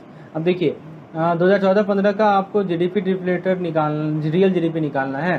2014-15 का GDP डिफ्लेटर कैसे निकालिएगा? तो देखिए nominal और GDP पता है, real निकाल 2500 बटे 120, 2500 divided by 120, ठीक है। तो आपको मिल जाएगा 2083। The growth rate of real GDP from 2014 to 15। अब ग्रोथ रेट कैसे निकालिएगा? तो ग्रोथ रेट निकालने के लिए क्या करना है, परसेंटेज चेंज कैसे निकालते हैं, new value minus old value upon old value, ठीक है। तो ग्रोथ रेट हमेशा डिपेंड करेगा रियल जीडीपी पे। तो रियल जीडीपी ले लीजिए 1516 का, क्योंकि ये रियल है, नॉमिनल नहीं है, ठीक है। तो आपको आंसर मिल जाएगा 5.95%। ये चीज़ कितना चेंज हुआ है, ठीक है। नेक्स्ट क्वेश्चन है inflation rate in 2015 in relation to 2014 55। अब इन्फ्लेशन रेट कैसे निकालिएगा? तो इन्फ्लेशन रेट निकालने के लिए अब मैंने बताया ना कि जीडीपी डिफ्लेटर है क्या। जीडीपी डिफ्लेटर एक प्राइस इंडेक्स ही तो है, और इन्फ्लेशन रेट जब भी निकालना हो तो प्राइस इंडेक्स का हेल्प लेते हैं। किसका हेल्प लेते हैं? प्राइस इंडेक्स का। और इस केस में प्राइस इंडेक्स हमारा क्या है? इस केस में प्राइस इंडेक्स है अपना जीडीपी डिफ्लेटर। तो जीडीपी डिफ्लेटर का हेल्प लेके आप इन्फ्लेशन रेट को निकाल सकते हैं। आप क्या कीजिए कि 15 का जीडीपी डिफ्लेटर लिख दीजिए, ठीक है। देखिए मैंने लिखा है यहाँ पे, आपको मैं दिखाता हूँ। 15 का जीडीपी डिफ्लेटर मैंने लिखा है, यहाँ देखिए 15 का जीडीपी डिफ्लेटर मैंने लिखा है ना 120, ठीक है। ये हो गया और 2014 का लिखा 145 अपॉन 120, तो ये आपको मिल जाएगा 20.83, ठीक है दोस्तों। तो कंसेप्ट आपको क्लियर रखना है। आगे देखते हैं, what is the correct formula for GDP deflator? बताइए जीडीपी डिफ्लेटर करेक्ट फॉर्मूला क्या है? एन अपॉन जी, यानी option number C, nominal upon real into 100। Okay, so option C will be the correct answer. Next question is, तो दोस्तों आइए next question को देखते हैं। बहुत बढ़िया क्वेश्चन है आपके लिए मैं लाया हूँ दोस्तों, समझिए। यहाँ एक कंसेप्चुअल क्वेश्चन है, इस तरह से केस स्टडी पूछा जा सकता है। 2006 में क्वांटिटी वर्सेस प्राइस दिया हुआ है। बैट 50 क्वांटिटी 100 रुपया, बॉल 25 क्वांटिटी 75 रुपया, विकेट 50 क्वांटिटी 40 रुपया, ठीक है। 2007 में देखिए 70 90 30 100 और 40 50, ठीक है, ये आपको दिया हुआ है। तो पहले आपको नॉमिनल जीडीपी निकालना है 2006 और 2007 का, ठीक है। फिर रियल जीडीपी निकालना है, फिर ग्रोथ रेट निकालना है, फिर जीडीपी डिफ्लेटर निकालना है, फिर इन्फ्लेशन रेट निकालना है। आइए दोस्तों सॉल्व करते हैं इसे, ठीक है। इस क्वेश्चन को आइए दोस्तों हम लोग ट्राई करते हैं सॉल्व करने का। तो फ्रेंड्स देखिए नॉमिनल जीडीपी 2006 का कैसे निकालिएगा? तो नॉमिनल जीडीपी निकालने के लिए क्या करना होगा? प्राइस इंटू क्वांटिटी करना होगा। देखिए प्राइस इंटू क्वांटिटी कैसे करेंगे? तो आपके पास कौन कौन सा आइटम्स है ये बताइए। आपके पास आइटम है, 3 आइटम है, एक बैट, बॉल और विकेट। तो क्या कीजिए कि ये जो 50 है ना, ठीक है, ये जो 50 है इसको 100 से गुना कर दीजिए, ठीक है। जीडीपी का मतलब आपको पता है ना, जीडीपी का मतलब होता है the value of all goods and services produces domestically, ठीक है। तो 50 गुने 100, 25 गुने 75 और 50 गुने 40, ठीक है। आप सबको जोड़ दीजिए। देखिए मैंने यहाँ किया है, यहाँ पे देखिए, यहाँ पे 50 गुने 100, यहाँ देख सकते हैं आप, इसे समझिए। 50 गुने 100, 25 गुने 75 और 50 गुने 40, सबको जोड़िएगा तो आपको मिल जाएगा 8875। ये हमारा हो गया नॉमिनल जीडीपी 2006 का, ठीक है। अब नॉमिनल जीडीपी 2007 का निकालना है, कैसे निकालेंगे? देखिए फिर से आ जाइए यहाँ पे। तो 2007 का निकालने के लिए 70 गुने 90 प्लस 30 गुने 100 प्लस 40 गुने 50, ठीक है। देखिए वही क्या है मैंने, ठीक है। तो इसका हमको मिल जाएगा 11300। तो आपने नॉमिनल जीडीपी 2006 का भी निकाला, 2007 का भी निकाल लिया। अब रियल जीडीपी निकालते हैं। तो रियल जीडीपी कैसे निकालेंगे इसे समझिए, ठीक है। तो रियल जीडीपी आपसे किस साल का पूछा गया? 2007 का पूछा गया है ना, ठीक है। तो 2007 का कैसे निकालेंगे रियल जीडीपी? तो दोस्तों 2007 का जो रियल जीडीपी होगा वो हमारा होगा 70 गुने 100, ठीक है। अब ये कैसे हो रहा है मैं समझाता हूँ। रियल जीडीपी जो होता है उसका फॉर्मूला पहले समझिए। रियल जीडीपी का फॉर्मूला ये है, ठीक है। नॉमिनल जीडीपी का मतलब है relates to only price and quantity. Real GDP क्या होता है कि current quantity into previous year price, ये ध्यान रखना है। अभी का क्वांटिटी लेना है लेकिन प्राइस लेना है प्रीवियस ईयर का। तो जैसे 2007 का निकालना है ना, जैसे मान लीजिए कि बैट का निकालना है आपको, तो अभी का क्वांटिटी कितना है 70 है, लेकिन प्राइस कितना था प्राइस प्रीवियस ईयर का लेना है, यानी 100 रुपया लेना है, ठीक है। फिर उसी तरह आप आ जाइए बॉल पे, तो बॉल का कितना है क्वांटिटी 30 है, लेकिन प्राइस कितना लेंगे हम लोग 75 लेंगे, ठीक है। फिर विकेट है, तो विकेट का क्या करेंगे 40 गुने 40, ठीक है, प्राइस लेंगे पिछले साल का। तो इसे आप लोग कैलकुलेट कीजिए, ठीक है। तो इसे आप लोग कैलकुलेट करेंगे तो हमें मिल जाएगा 10,850। कितना मिल जाएगा 10,850। तो आप समझ रहे हैं ना कैसे नॉमिनल निकालते हैं, कैसे रियल निकालते हैं। अब तीसरा क्वेश्चन था जीडीपी डिप्लेटर निकालना 2006 का, तो क्या कीजिएगा नॉमिनल जीडीपी 2006 का लिख दीजिए, रियल जीडीपी 2006 का लिख दीजिए, गुने 100 लिख दीजिए। देखिए 2006 का जो रियल जीडीपी होगा ना वो नॉमिनल जीडीपी बराबर ही होगा। क्यों बराबर होगा, क्योंकि इससे पहले का कोई ईयर है ही नहीं, तो इसी ईयर को लेंगे ना, समझ रहे हैं बात को। तो 8,875 बटे 8,875 गुने 100, यानी कि ये 100 होगा, ठीक है। लेकिन जब हम लोग 2007 का जीडीपी डिप्लेटर निकालेंगे तो दोनों में वेरिएशन है, ठीक है। आपका नॉमिनल जीडीपी 11,300 है, लेकिन रियल जीडीपी जो है वो आपका है 10,850, ठीक है। तो ये मिल जाएगा आपको 104.14। अब एक आपको लास्ट में इन्फ्लेशन निकालना था, तो इन्फ्लेशन का मैंने फॉर्मूला बताया है ना, परसेंटेज चेंज ऑफ जीडीपी डिप्लेटर, ठीक है। तो बेस ईयर और करंट ईयर का, तो आपको मिल जाएगा 4.14%, ठीक है। तो देखिए दोस्तों कितना आसान तरीके से मैंने आपको समझा दिया कि नॉमिनल जीडीपी कैसे निकालते हैं, रियल जीडीपी कैसे निकालते हैं, और जीडीपी डिप्लेटर कैसे निकालेंगे। तो ये सभी चीज़ आपको ध्यान रखनी है। ओके, नेक्स्ट क्वेश्चन देखते हैं। देखिए नॉमिनल जीडीपी और रियल जीडीपी यदि बराबर हो तो जीडीपी डिप्लेटर क्या होता है, तो दोस्तों 100 हो जाएगा, यानी कि आप परसेंटेज ना अगर तो 1 का मान लोगे तो बी नंबर सही आंसर है। नेक्स्ट क्वेश्चन देखते हैं। Dash is not a measure of level of price of all new domestically produce final goods and services in an economy, ठीक है। तो इसमें से कौन सा है नहीं है, तो देखिए जो हमारा final goods and service produce होता है ना, तो वो होता है हमारा जीडीपी डिफ्लेटर होता है, लेकिन यहाँ नॉट कर रहा है, तो डब्ल्यूपीआई नहीं होगा, सीपीआई नहीं होगा। तो दोस्तों ऑप्शन नंबर 1 एंड 3 यानी कि बी नंबर सही आंसर होगा इसका, ठीक है। ओके, नेक्स्ट क्वेश्चन है identify the correct statement about GDP deflator. The GDP deflator is the measure of price inflation, it is calculated by dividing real GDP by nominal GDP and then multiplying by 100। बताइए दोस्तों सही है कि गलत है, हाँ ये गलत है ना, नॉमिनल अपॉन रियल होता है। तो nominal GDP is the market value of goods and services produce in economy unadjusted for inflation. Trend in the GDP deflator are similar to change in consumer price index which is different way of measuring inflation. बताइए क्या सही होगा।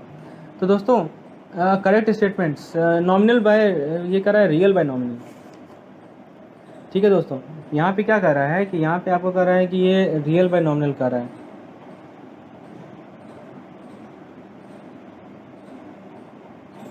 Actually में ये nominal by real होता है, ठीक है। ये इनकरेक्ट स्टेटमेंट, एक्चुअली में यहाँ पे इनकरेक्ट स्टेटमेंट है, तो ऑप्शन नंबर ए इनकरेक्ट है, बाकी दोनों सही है।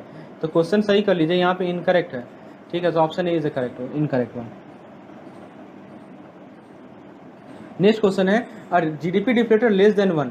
अब मान लीजिए कि जीडीपी डिफ्लेटर 1 से कम है, इसका मतलब क्या हुआ, इन्फ्लेशन, डिफ्लेशन या स्टैगफ्लेशन। बहुत बढ़िया क्वेश्चन है, बताइए।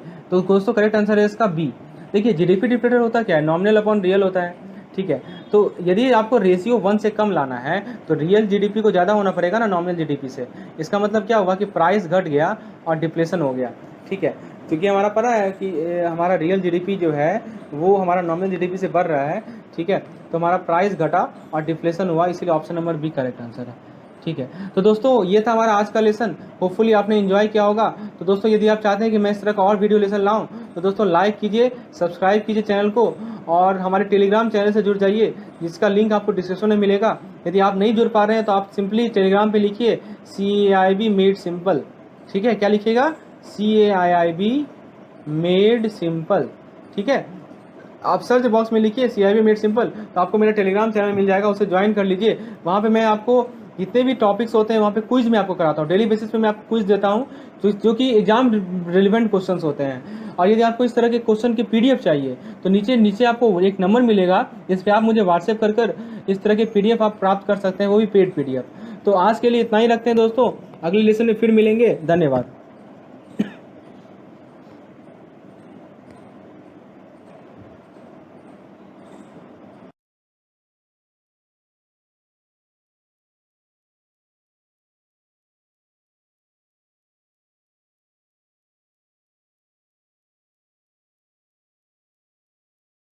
Welcome to my channel CIP Made Simple.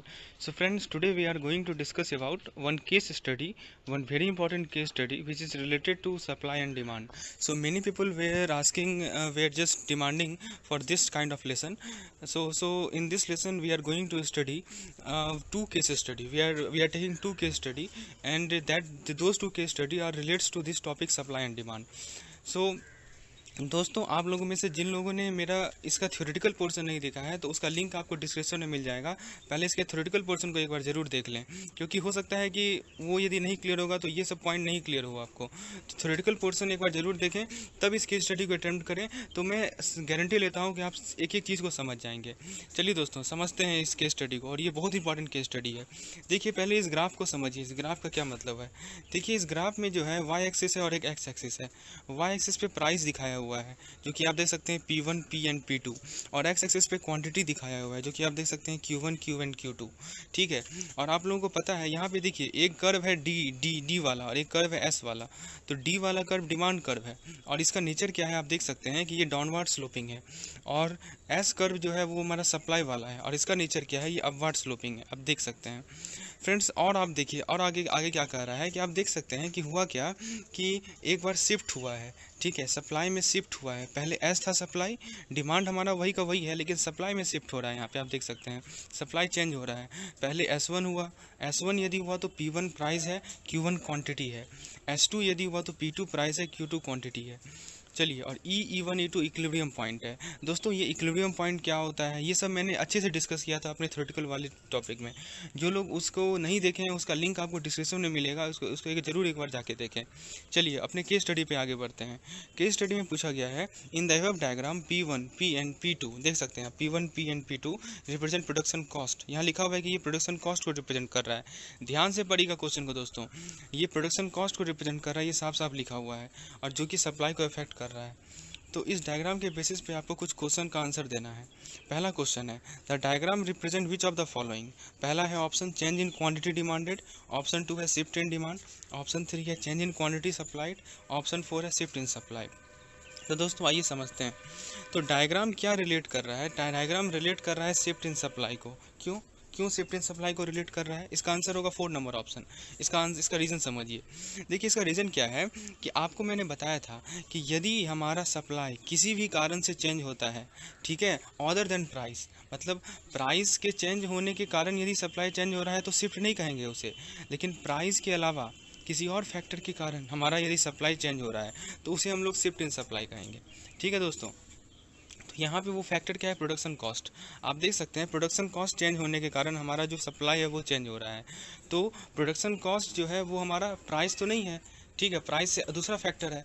तो फ्रेंड्स, इसीलिए इसे टर्म दिया गया है शिफ्ट इन सप्लाई। दोस्तों, मैंने अपने थ्योरेटिकल वाले पोर्शन में आपको अच्छे तरीके से समझाया था शिफ्ट इन सप्लाई का क्या मतलब है। मैं अभी फिर से समझा रहा हूँ, मैं फिर से रिटरेट कर रहा हूँ इस पॉइंट को कि शिफ्ट इन सप्लाई का मतलब होता है कि सप्लाई में चेंज आना किसी और फैक्टर के कारण।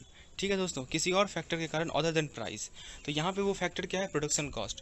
प्रोडक्शन कॉस्ट में आप खुद सोचिए, प्रोडक्शन का जो लागत होता है, आप मान लीजिए कोई चीज़ प्रोड्यूस कर रहे हैं, तो उसका यदि प्रोडक्शन कॉस्ट घट जाएगा, ठीक है, तो क्या होगा, आपको फ़ायदा होगा कि आपको सस्ता में वो चीज़ आप मैन्युफैक्चर कर पा रहे हैं, और ज़्यादा से ज़्यादा सप्लाई आप करेंगे। समझ रहे हैं दोस्तों, क्वान्टिटी बढ़ा देंगे आप। तो ये चीज़ है। चलिए, क्वेश्चन नंबर 1 का करेक्ट आंसर है ऑप्शन नंबर 4। आइए क्वेश्चन नंबर 2 को देखते हैं। The point E2, E and E1 in that order in the diagram represent which of the following. तो जरा देखिए दोस्तों, E2, E and E1 कहाँ है। E2 यहाँ नीचे है, E उसके ऊपर है, E1 उसके ऊपर है। तो ये क्या रिप्रेजेंट कर रहा है इस ऑर्डर में, जरा ऑप्शन को देखते हैं। There is increase in cost of production due to which the producer are reducing the supply. B कह रहा है there is decrease in cost of production due to which producer are reducing the supply. C कह रहा है there is increase in cost of production due to which producer are increasing the supply. और D कह रहा है there is decrease in cost of production due to which producer are increasing supply. आइए समझते हैं। आप जरा देखिए दोस्तों, E2 के कॉरस्पॉन्डिंग प्रोडक्शन कॉस्ट वाला पॉइंट क्या है, P2। ई के कॉरस्पॉन्डिंग प्रोडक्शन कॉस्ट वाला पॉइंट क्या है, P। E1 के कॉरस्पॉन्डिंग प्रोडक्शन कॉस्ट वाला पॉइंट क्या है, P1। आप ये बताइए मुझे कि P2, P और P1 इन तीनों में से सबसे बड़ा कौन है, P1 बड़ा है। आप देख सकते हैं, ये तो सिंपल है। वाई एक्सिस को आप ठीक से देखिए तो P1 सबसे ऊपर है, यानी P1 जो है P से बड़ा है और P जो है P2 से बड़ा है। समझ रहे हैं दोस्तों। तो इसका मतलब क्या हुआ कि जैसे हम लोग E2 से E1 जा रहे हैं, प्रोडक्शन कॉस्ट हमारा क्या हो रहा है, बढ़ रहा है। ठीक है दोस्तों। अब प्रोडक्शन कॉस्ट यदि बढ़ेगा, ये तो क्लियर है प्रोडक्शन कॉस्ट बढ़ रहा है, आइए समझते हैं। अब देखते हैं मैंने यहाँ क्या लिखा है। देखिए E2 E1 जा रहे हैं तो प्रोडक्शन कॉस्ट क्या हो रहा है, बढ़ रहा है, जो कि हम समझ रहे हैं। अब यदि प्रोडक्शन कॉस्ट बढ़ेगा, आप खुद सोचिए, आप मान लीजिए आप खुद प्रोड्यूसर हैं और कॉस्ट लागत जो है वो बढ़ रही है, प्रोडक्शन की लागत बढ़ रही है, तो क्या होगा, आप क्या अर्लियर जो सप्लाई था उसको मेंटेन कर पाएंगे? बिल्कुल नहीं कर पाएंगे। जैसे मान लीजिए कि अभी आप जो है, अभी के सिचुएशन में मान लीजिए कि आप 1000 आइटम सप्लाई कर पा रहे हैं, लेकिन कल को क्या हुआ कि उसका आपका जो लागत था प्रोड्यूस करने का वो बढ़ गया, तो क्या होगा, 1000 की जगह आप लोग 700 करेंगे, 800 करेंगे, 1000 तो नहीं कर पाएंगे। समझ रहे हैं दोस्तों? तो इस कारण आपको सप्लाई क्या करना पड़ेगा, घटाना पड़ेगा। ठीक है, तो ज़रा ऑप्शन में क्या देखा हुआ था, ऑप्शन को पढ़िए कि there is increase in cost of production due to which producer are reducing the supply. तो ऑप्शन ए हमारा करेक्ट है बिल्कुल। ठीक है, बी में क्या कर रहा है, there is decrease in cost of production, ये तो बिल्कुल ही गलत है दोस्तों। हम क्या देख रहे हैं कि E2 E1 में जा रहे हैं तो प्रोडक्शन का कॉस्ट बढ़ रहा है, तो बी ऑप्शन गलत। ऑप्शन सी कर रहा है कि there is increase in cost of production due to which producer are increasing the supply, ये तो बिल्कुल गलत है दोस्तों। यदि कॉस्ट ऑफ प्रोडक्शन बढ़ेगा तो प्रोड्यूसर कैसे सप्लाई इंक्रीज करेगा, वो तो सप्लाई घटाएगा, तो सी ऑप्शन गलत है हमारा। और डी में कर रहा है there is decrease in cost of production, ये तो ऐसे ही गलत है। तो इसीलिए इस क्वेश्चन का जो करेक्ट आंसर होगा वो होगा हमारा ऑप्शन नंबर ए। तो दोस्तों उम्मीद है मैं जिस तरह से समझा रहा हूँ आपको एकदम क्रिस्टल क्लियर हो गया होगा कंसेप्ट आपका कि कैसे ग्राफ को रीड करना है। बहुत लोगों की डिमांड थी कि मैं इस पर एक लेसन लेके आऊँ केस स्टडी पे, तो फ्रेंड्स ये वही केस स्टडी है। आइए आगे बढ़ते हैं। अगला क्वेश्चन नंबर 3 है हमारा इसी डायग्राम से related. The line P2 E2 and Q2 in the diagram represent which of the following. तो जरा देखिए P2 E2 Q2 कहाँ है। देखिए P2 हमारा वाई एक्सिस पे है, प्रोडक्शन कॉस्ट को रिप्रेजेंट कर रहा है। E2 हमारा इक्विलिब्रियम पॉइंट को रिप्रेजेंट कर रहा है और Q2 हमारा क्वांटिटी को रिप्रेजेंट कर रहा है। तो क्वेश्चन में पूछा गया है कि P2 E2 Q2 क्या रिप्रेजेंट कर रहा है। आइए ऑप्शन देखते हैं। ऑप्शन है पहला number decrease in production cost due to decrease in supply, दूसरा नंबर है decrease in production cost due to decrease in demand, तीसरा ऑप्शन है decrease in production cost leading to increase in supply, चौथा option है decrease in production cost leading to increase in demand. तो ये 4 option हमें दी गई हैं। आइए इसका आंसर देखते हैं, इसको समझते हैं। देखिए ये जो पॉइंट है आप खुद बताइए दोस्तों, आप खुद बताइए कि प्रोडक्शन कॉस्ट जो है घटा है या बढ़ा है। आप खुद देखिए, यदि आप P2 पॉइंट को देखते हैं तो आप देख सकते हैं कि प्रोडक्शन कॉस्ट क्या हुआ है, घटा है। ठीक है, प्रोडक्शन कॉस्ट घटा है हमारा, साफ साफ क्लियर है। ओके, तो प्रोडक्शन कॉस्ट यदि घटा है तो आप बताइए, आप इसका मतलब क्या हुआ कि सेम प्रोडक्शन कॉस्ट के लिए प्रोड्यूसर ज़्यादा से ज़्यादा सप्लाई कर पाएगा। ठीक है, आप ऐसे समझिए कि आज के समय में आप किसी चीज़ को प्रोड्यूस कर रहे हैं, 1000 आइटम आप प्रोड्यूस कर पा रहे हैं, कल को क्या हुआ कि जो लागत थी वो घट गई आपकी, तो आप ज़्यादा से ज़्यादा आइटम प्रोड्यूस कर पाएंगे। 1000 की जगह 1200 आइटम प्रोड्यूस कर पाएंगे या 1300 आइटम प्रोड्यूस कर पाएंगे। तो फ्रेंड्स यहाँ पे आप देख सकते हैं कि इसमें क्या हुआ है कि हमारा जो प्रोडक्शन कॉस्ट है, वो क्या हुआ है, वो घट गया है, जिसके कारण से सप्लाई जो है वो हमारा बढ़ गया है। तो ये सप्लायर के पॉइंट ऑफ व्यू से एकदम प्रॉफिटेबल सिचुएशन है कि वो ज़्यादा से ज़्यादा सप्लाई कर पा रहा है। तो दोस्तों इस क्वेश्चन का जो ऑप्शन को देखिए, पहला ऑप्शन कर रहा है decrease in production cost due to decrease in supply. तो इसका ये क्या आपको सही लग रहा है कि supply due to decrease in supply. ठीक है, यहाँ पे देखिए सप्लाई बढ़ रहा है दोस्तों और प्रोडक्शन कॉस्ट घट रहा है, तो कौन सा ऑप्शन में ऐसा लिखा हुआ है, ऑप्शन नंबर आप सी देखिए। ठीक है, decrease in production cost leading to increase in supply, तो इस क्वेश्चन का जो करेक्ट आंसर होगा वो होगा हमारा ऑप्शन नंबर सी। चलिए ये था हमारा पहला केस स्टडी। अब हम लोग दूसरे केस स्टडी पे आगे बढ़ते हैं। देखिए इसमें भी वही है, इसमें वाई एक्सिस है, वाई एक्सिस पे प्राइस दिखाया गया है और एक्स एक्सिस पे क्वांटिटी दिखाया गया है। फिर से देखिए एक कर्व है डाउनवर्ड स्लोपिंग जिसे D2 से रिप्रेजेंट किया गया है और एक कर्व है अपवर्ड स्लोपिंग जिसे SS से रिप्रेजेंट किया गया है। दोनों जहाँ मीट कर रहे हैं उसे हम लोग इक्विलिब्रियम प्राइस पॉइंट कहते हैं। और देखिए एक हॉरिजॉन्टल लाइन ड्रॉ किया गया है डैश शेप में, जो कि इस लाइन को A और B पॉइंट पे काट रहा है, और दूसरा लाइन है जो कि हॉरिजॉन्टल लाइन है जो कि C और D1 पॉइंट पे काट रहा है। तो दोस्तों क्वेश्चन में पूछा गया इन the diagram the area between point A, E and B represent which of the following. ठीक है, A, E और B के बीच में जो एरिया है वो क्या रिप्रेजेंट कर रहा है। तो ऑप्शन ए है लेस सप्लाई और शॉर्टेज, ऑप्शन बी है एक्सेस सप्लाई और सरप्लस, ऑप्शन सी है एक्सेस डिमांड और ऑप्शन डी है शॉर्ट डिमांड। आइए समझते हैं इस चीज़ों को, बहुत इंपॉर्टेंट क्वेश्चन है दोस्तों ये। आइए देखते हैं क्या मतलब हुआ इसका। तो फ्रेंड्स देखिए ऐसा है कि सबसे पहले जो कर्व SS है दोस्तों, SS कर्व क्या रिप्रेजेंट कर रहा है, सप्लाई को रिप्रेजेंट कर रहा है, और D2 कर्व क्या रिप्रेजेंट कर रहा है, डिमांड को रिप्रेजेंट कर रहा है। तो फ्रेंड्स ये बताइए A जो पॉइंट है वो किस कर्व पे लाई कर रहा है। तो A पॉइंट लाई कर रहा है हमारा डिमांड वाले कर्व पे। ठीक है दोस्तों, और जो हमारा B पॉइंट है वो कहाँ लाई कर रहा है, वो लाई कर रहा है हमारा सप्लाई वाले कर्व पे। ठीक है, तो बताइए बी बड़ा है या ए बड़ा है, तो ऑब्वियसली बी ज़्यादा बड़ा है क्योंकि बी का क्वांटिटी का वैल्यू ज़्यादा है कंपेयर टू ए। तो इसका मतलब क्या हुआ कि हमारा जो सप्लाई है वो डिमांड से ज़्यादा है। ठीक है दोस्तों, तो इसीलिए जो एरिया है ए ई बी जो ट्रायंगुलर एरिया है वो क्या रिप्रेजेंट कर रहा है, एक्सेसिव सप्लाई को रिप्रेजेंट कर रहा है, क्योंकि सप्लाई का वैल्यू जो है वो ज़्यादा है, बी जो है वो ए से ज़्यादा है, आप देख सकते हैं। तो इसीलिए हमारा यहाँ पे सप्लाई एक्सेसिव है। तो ऑप्शन को ज़रा देखिए, ऑप्शन नंबर ए कर रहा है लेस सप्लाई, तो ये गलत है। बी कर रहा है एक्सेस सप्लाई, तो ये बिल्कुल सही है। ठीक है, तो इस क्वेश्चन का करेक्ट आंसर होगा हमारा ऑप्शन नंबर बी, यानी कि एक्सेस सप्लाई और सरप्लस। चलिए अगला क्वेश्चन है हमारा 2 number. In the diagram the area between points S E and D to represent. तो दोस्तों क्वेश्चन में पूछा गया है कि एस ई और डी टू के बीच में एरिया को क्या क्या रिप्रेजेंट कर रहा है। तो आइए देखते हैं। S E and D to आप नीचे देख सकते हैं। तो फ्रेंड्स यहाँ बताइए कौन बड़ा है, एस बड़ा है या डी टू बड़ा है। पहले बताइए एस किस लाइन पे लाई कर रहा है, सप्लाई लाइन पे, और डी टू किस लाइन पे लाई कर रहा है, डिमांड लाइन पे। आप देख सकते हैं डी टू का वैल्यू एस से ज़्यादा है। ठीक है दोस्तों, डी टू का वैल्यू एस से ज़्यादा है, दैट मीन्स डिमांड जो है वो सप्लाई से ज़्यादा है। तो मतलब क्या होगा, एक्सेसिव डिमांड है, देख सकते हैं मैंने लिखा भी हुआ, S represent supply, D to represent demand.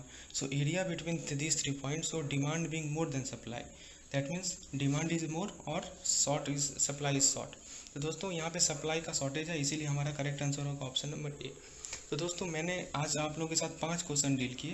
पहले की स्टडी में 3 क्वेश्चन थे, दूसरे के स्टडी में 2 क्वेश्चन थे। उम्मीद है आपका कंसेप्ट बिल्कुल ही क्लियर हुआ होगा, और मैं इस तरह की स्टडी लेकर आऊँगा यदि आप सपोर्ट करेंगे तो आप कमेंट सेक्शन में लिखें कि आपको ऐसा केस स्टडी और भी चाहिए, तो मैं अच्छे से समझाऊंगा आप लोगों को और आप लोगों के साथ लेकर आऊँगा इस केस स्टडी को। तो दोस्तों इस लेसन को लाइक करें, चैनल को सब्सक्राइब करें और इसे शेयर करें। धन्यवाद। जरूर देखा होगा, मेरा वीडियो लेक्चर सेपरेट बना हुआ है उस पर। आइए अब हम लोग इस केस स्टडी को डिस्कस करते हैं। देखिए क्वेश्चन में पूछा गया है, ये पहले इसका स्टेटमेंट को देखते हैं कि measure of money M0, M1, M2, M3 includes currency with public, order deposit with RBI, bank deposit with RBI, demand deposit with the banking system and term deposit of the banking system. मतलब ये सभी चीज़ आते हैं। तो out of this the demand deposit और banking system are includes in which of the following. मतलब demand deposit किसके अंदर आता है, M0, M1, B है M1, M2, C है M2, M3, D है M1, M2, M3।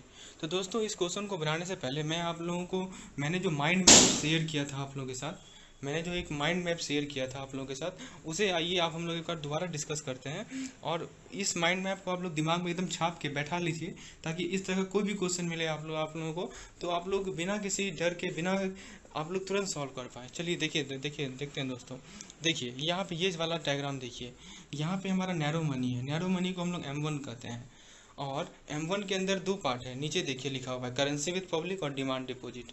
दोस्तों करेंसी विद पब्लिक को हम लोग M0 कहते हैं, करेंसी विद पब्लिक में ऑर्डर डिपॉजिट विद RBI भी शामिल है।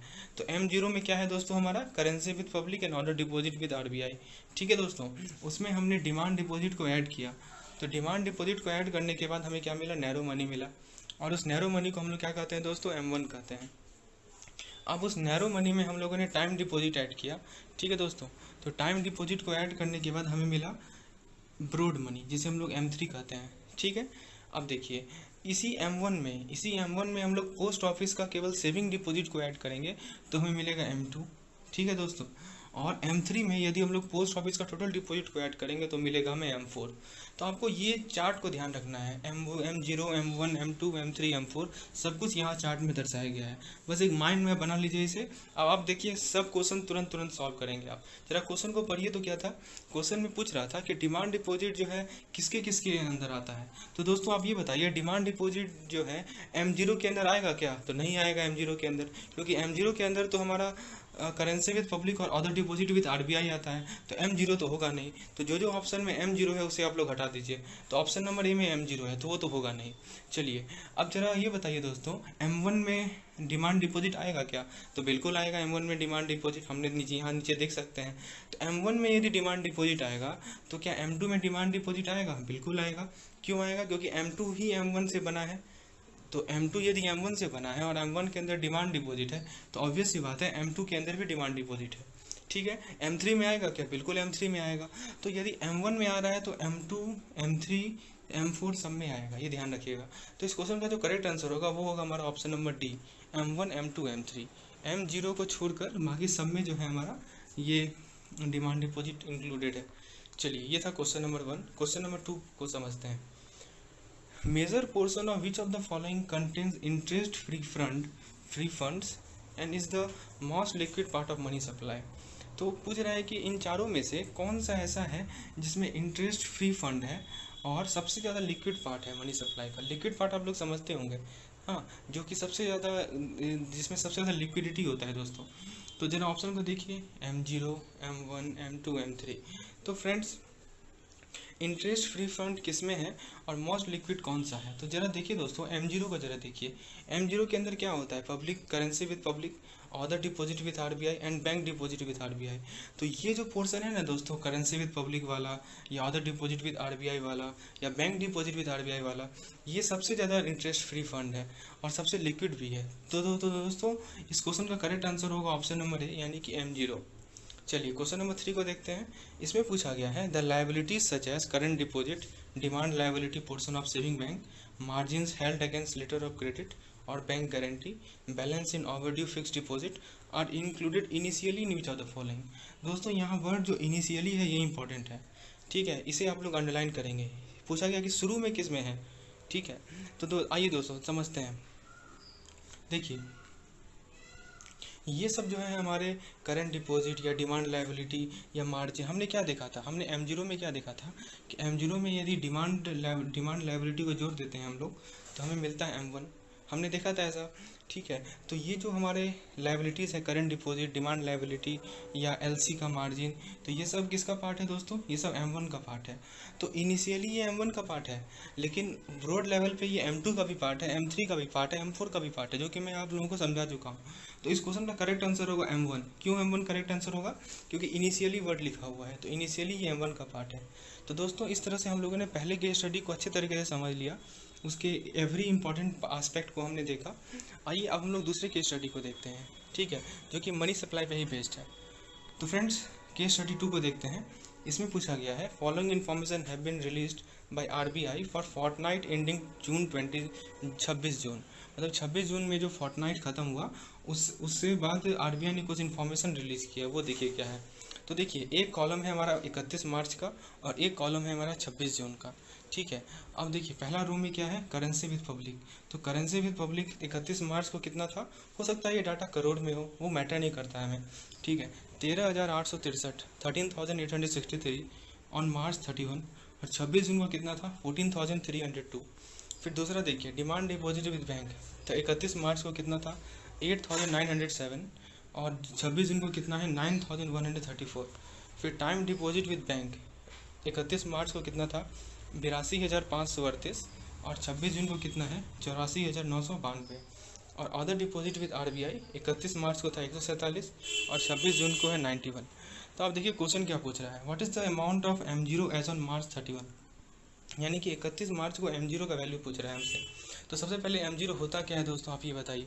M0 के अंदर जो पार्ट होता है वो होता है जनता के पास जो करेंसी है, यानी पब्लिक के पास जो करेंसी है, और अदर डिपॉजिट विद RBI। तो दोस्तों M0 is equal to currency with public plus other deposit with RBI। तो करेंसी विद पब्लिक कितना है? 13,863। अदर डिपॉजिट विद RBI कितना है दोस्तों? 147। तो 13,863 में हम लोग यदि 147 ऐड करेंगे तो हमें मिलेगा 14,010। तो दोस्तों 14,010 ही हमारा M0 का वैल्यू है। तो ऑप्शन नंबर सी इस क्वेश्चन का करेक्ट आंसर होगा। आइए क्वेश्चन नंबर 2 को देखते हैं। What is the amount of narrow money as on March 31। तो दोस्तों नैरो मनी पूछा गया है, 31 मार्च को नैरो मनी क्या है? तो दोस्तों नैरो मनी के बारे में हम लोग जानते हैं। नैरो मनी होता है हमारा M1। M1 के अंदर क्या होता है दोस्तों? M1 के अंदर हमारा M0 होता है और डिमांड डिपॉजिट विद बैंक होता है। तो दोस्तों M0 तो हम लोगों ने निकाल लिया, कितना निकाला था? 14,010 निकाला था। अब उसी को यूज कर लेंगे। डिमांड डिपॉजिट कितना दिया हुआ है दोस्तों 31 मार्च के लिए? डिमांड डिपॉजिट दिया हुआ है 8,907। तो उसमें हम लोग 8,907 को ऐड करेंगे तो हमें मिलेगा 22,917। तो M1 निकल गया हमारा 22,917। तो दोस्तों स्टेप बाय स्टेप आप देख सकते हैं कैसे हम लोग आगे बढ़ रहे हैं। चलिए क्वेश्चन नंबर 3 को देखते हैं। What is the amount of broad money on March 31। तो 31 मार्च को ब्रॉड मनी कितना था ये पूछा गया है। तो दोस्तों ब्रॉड मनी के अंदर क्या क्या आता है? ब्रॉड मनी यानी कि M3 के अंदर M1 आता है, ठीक है दोस्तों, और इसमें हम लोग टाइम डिपॉजिट को ऐड कर लेंगे।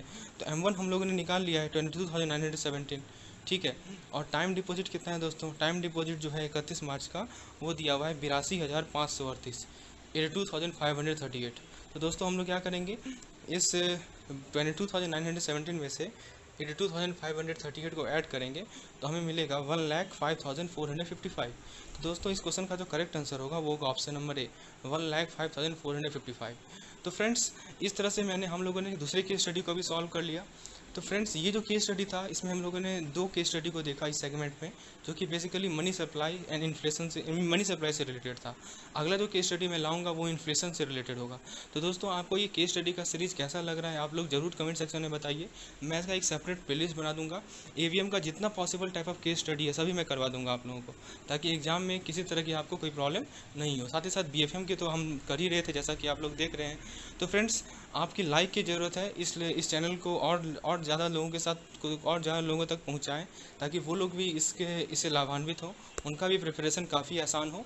ठीक है दोस्तों, तो इस लेसन को लाइक करें, चैनल को सब्सक्राइब करें और इसे शेयर करें। धन्यवाद। नमस्कार दोस्तों, स्वागत करता हूं आप लोगों का हमारे CIB मेड सिंपल के इस चैनल में। तो दोस्तों आज मैं आप लोगों के लिए लेकर आया हूं थ्योरी ऑफ इंटरेस्ट पे बेस्ड एक केस स्टडी, और एक केस स्टडी बेस्ड होगा हमारा बिजनेस साइकिल पे। तो दो केस स्टडी मैं आप लोगों के लिए आज लेकर आया हूं, और ये जो केस स्टडी का सीरीज चल रहा है उसका मैंने एक प्लेलिस्ट बनाया हूँ, जिसका लिंक आपको डिस्क्रिप्शन में मिल जाएगा। उसे आप लोग अलग अलग तरह के केस स्टडी को डिस्कस करेंगे। हम लोगों ने demand and supply, money supply curve, इन सभी के केस स्टडी को डिस्कस किया था। तो आज हम लोग थ्योरी ऑफ इंटरेस्ट के केस स्टडी को डिस्कस करेंगे। तो दोस्तों इस केस स्टडी को समझने से पहले मैं आपसे रिक्वेस्ट करूंगा कि थ्योरी ऑफ इंटरेस्ट का थ्योरेटिकल पोर्शन एक बार जरूर देख लें, तभी आप इस केस स्टडी को आसानी से सॉल्व कर पाएंगे। अदरवाइज थ्योरी ऑफ इंटरेस्ट आप लोग जानते ही हैं कि इसमें आपको कुछ बेसिक नॉलेज जब तक क्लियर नहीं होंगी तब तक कुछ समझ में ही नहीं आएगा। तो सबसे पहले मेरा इस थ्योरी ऑफ इंटरेस्ट का थ्योरेटिकल पोर्शन का लिंक मैं डिस्क्रिप्शन में दे रहा हूँ, उसे एक बार जरूर जाके देखें, तब इसे आप पढ़ें, तब इस केस स्टडी को सॉल्व करें तो आप तुरंत सॉल्व कर पाएंगे। चलिए दोस्तों आइए देखते हैं केस स्टडी में क्या कहा गया है। सबसे पहले इस ग्राफ को स्टडी करते हैं। देखिए दोस्तों इस ग्राफ में हमारे पास ऑरिजिन है, एक एक्स एक्सिस है और एक वाई एक्सिस है। एक्स एक्सिस पे इनकम को दर्शाया गया है, वाई एक्सिस पे रेट ऑफ इंटरेस्ट को दर्शाया गया है दोस्तों।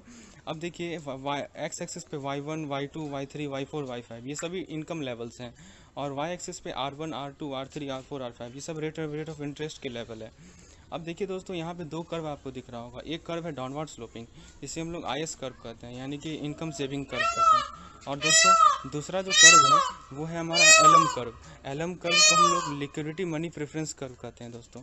तो ये जो कर्व है लिक्विडिटी मनी वाला, ये अपवर्ड स्लोपिंग है।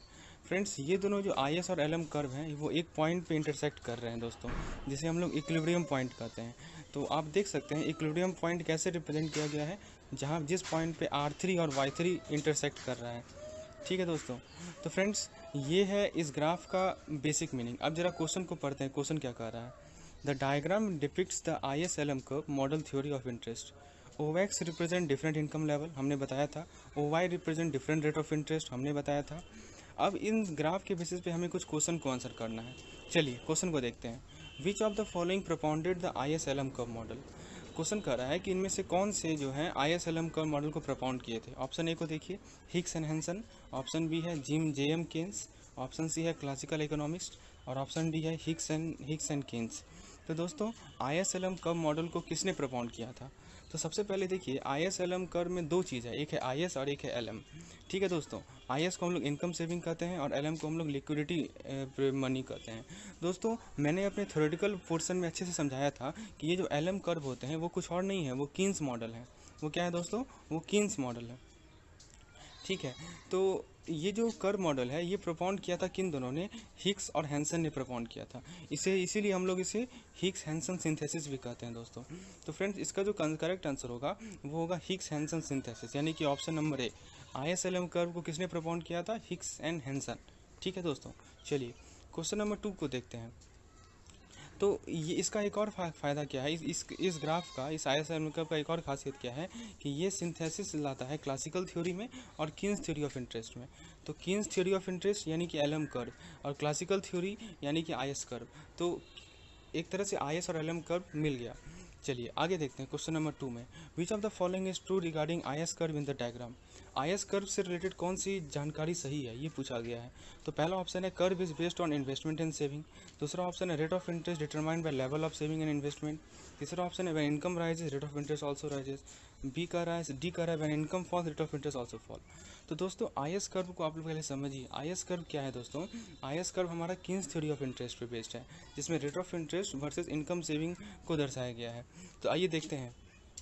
ठीक है, ये जो IS कर्व है, केवल यहाँ IS कर्व की बात हो रही है दोस्तों, LM से कोई मतलब नहीं है। ये जो IS कर्व है वो किस पे बेस्ड है? वो बेस्ड है interest rate determined by saving and investment. नाम से ही देखिए ना दोस्तों, I से इनकम हुआ, S से सेविंग हुआ। ठीक है, तो इंटरेस्ट रेट रहेगा हमारा एक एक्सेस पे और सेविंग और इन्वेस्टमेंट रहेगा हमारा दूसरे एक्सेस पे।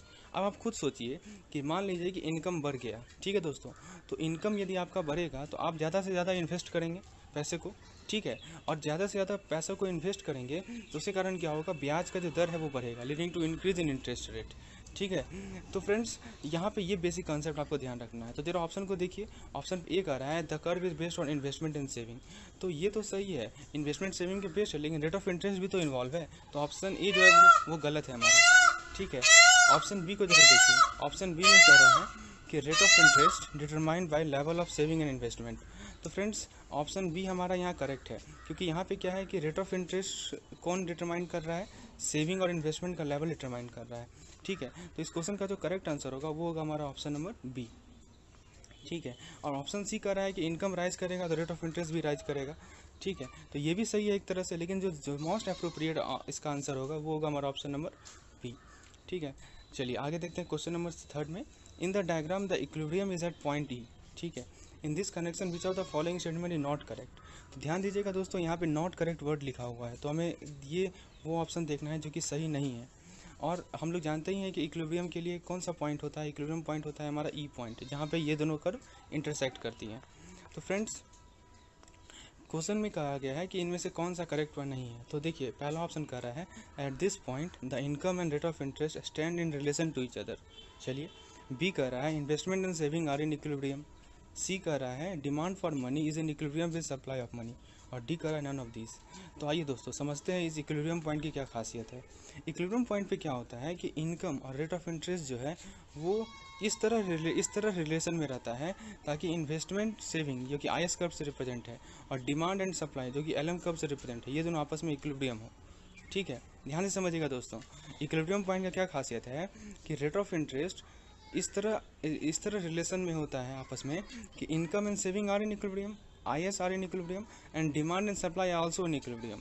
तो इनकम सेविंग को कौन रिप्रेजेंट कर रहा है? IS curve. डिमांड सप्लाई को कौन रिप्रेजेंट कर रहा है? LM curve. तो आपस में सभी लोग इक्विलिब्रियम में होते हैं। जरा ये ऑप्शन को देखते हैं। ऑप्शन ए कह रहा है at this point income and rate of interest and relation to each other. बिल्कुल सही है। अब मैंने बताया भी कि ये जो इक्विलिब्रियम पॉइंट है वहाँ पे इनकम और रेट ऑफ इंटरेस्ट आपस में एक रिलेशन मेंटेन करते हैं। और मैंने क्या बताया कि इस पॉइंट पे जो इन्वेस्टमेंट सेविंग इक्विलिब्रियम में होंगे, यानी कि IS का जो कंपोनेंट है वो इक्विलिब्रियम में होगा, और इस पॉइंट पे LM का जो कंपोनेंट है जो कि डिमांड और सप्लाई है वो भी इक्विलिब्रियम में होगा। तो दोस्तों इस क्वेश्चन में हम लोग क्या देख सकते हैं, ए भी करेक्ट है, बी भी करेक्ट है और सी भी करेक्ट है, लेकिन पूछा क्या गया था? Not correct. मतलब तीनों के तीनों ऑप्शन करेक्ट हैं। तो इस क्वेश्चन का जो करेक्ट आंसर होगा वो होगा हमारा option number D, none of these. ठीक है दोस्तों, चलिए इस क्वेश्चन का आखिरी, इस केस स्टडी का आखिरी क्वेश्चन को हम लोग डिस्कस करते हैं। इस क्वेश्चन में पूछा गया है कि IS LM और डिटर्मिनेट थ्योरी ऑफ इंटरेस्ट। ध्यान दीजिएगा दोस्तों, ये जो IS LM कर्व है इसका दूसरा नाम है डिटर्मिनेट थ्योरी ऑफ इंटरेस्ट। तो ये जो डिटर्मिनेट थ्योरी ऑफ इंटरेस्ट है वो किस चीज़ पे बेस्ड है? तो ऑप्शन नंबर 1 कर रहा है investment demand function, option number 2 कर रहा है सेविंग और कंजम्पशन फंक्शन, ऑप्शन नंबर 3 कर रहा है liquidity preference function, option number 4 कर रहा है क्वांटिटी ऑफ मनी। अब देखिए ऑप्शन किस तरह है, 1 to 4 all, 1 2 and 4, 2 3 and 4, 1 3 and 4। दोस्तों इसी तरह के क्वेश्चन पूछे जाते हैं हमारे CIB में। ठीक है, यहाँ पे देख सकते हैं कि क्या खासियत है क्वेश्चन का कि ऑप्शन को भी एक ऑप्शन बनाया गया है। चलिए आइए समझते हैं इस क्वेश्चन को। तो IS LM कर्व जो है किन किन चीज़ों पे बेस्ड है ये पूछा गया है। तो सबसे पहला चीज़ है इन्वेस्टमेंट डिमांड फंक्शन पे बेस्ड है, दूसरा है सेविंग कंजम्पशन फंक्शन पे बेस्ड है, तीसरा है लिक्विडिटी प्रेफरेंस पे बेस्ड है, और चौथा है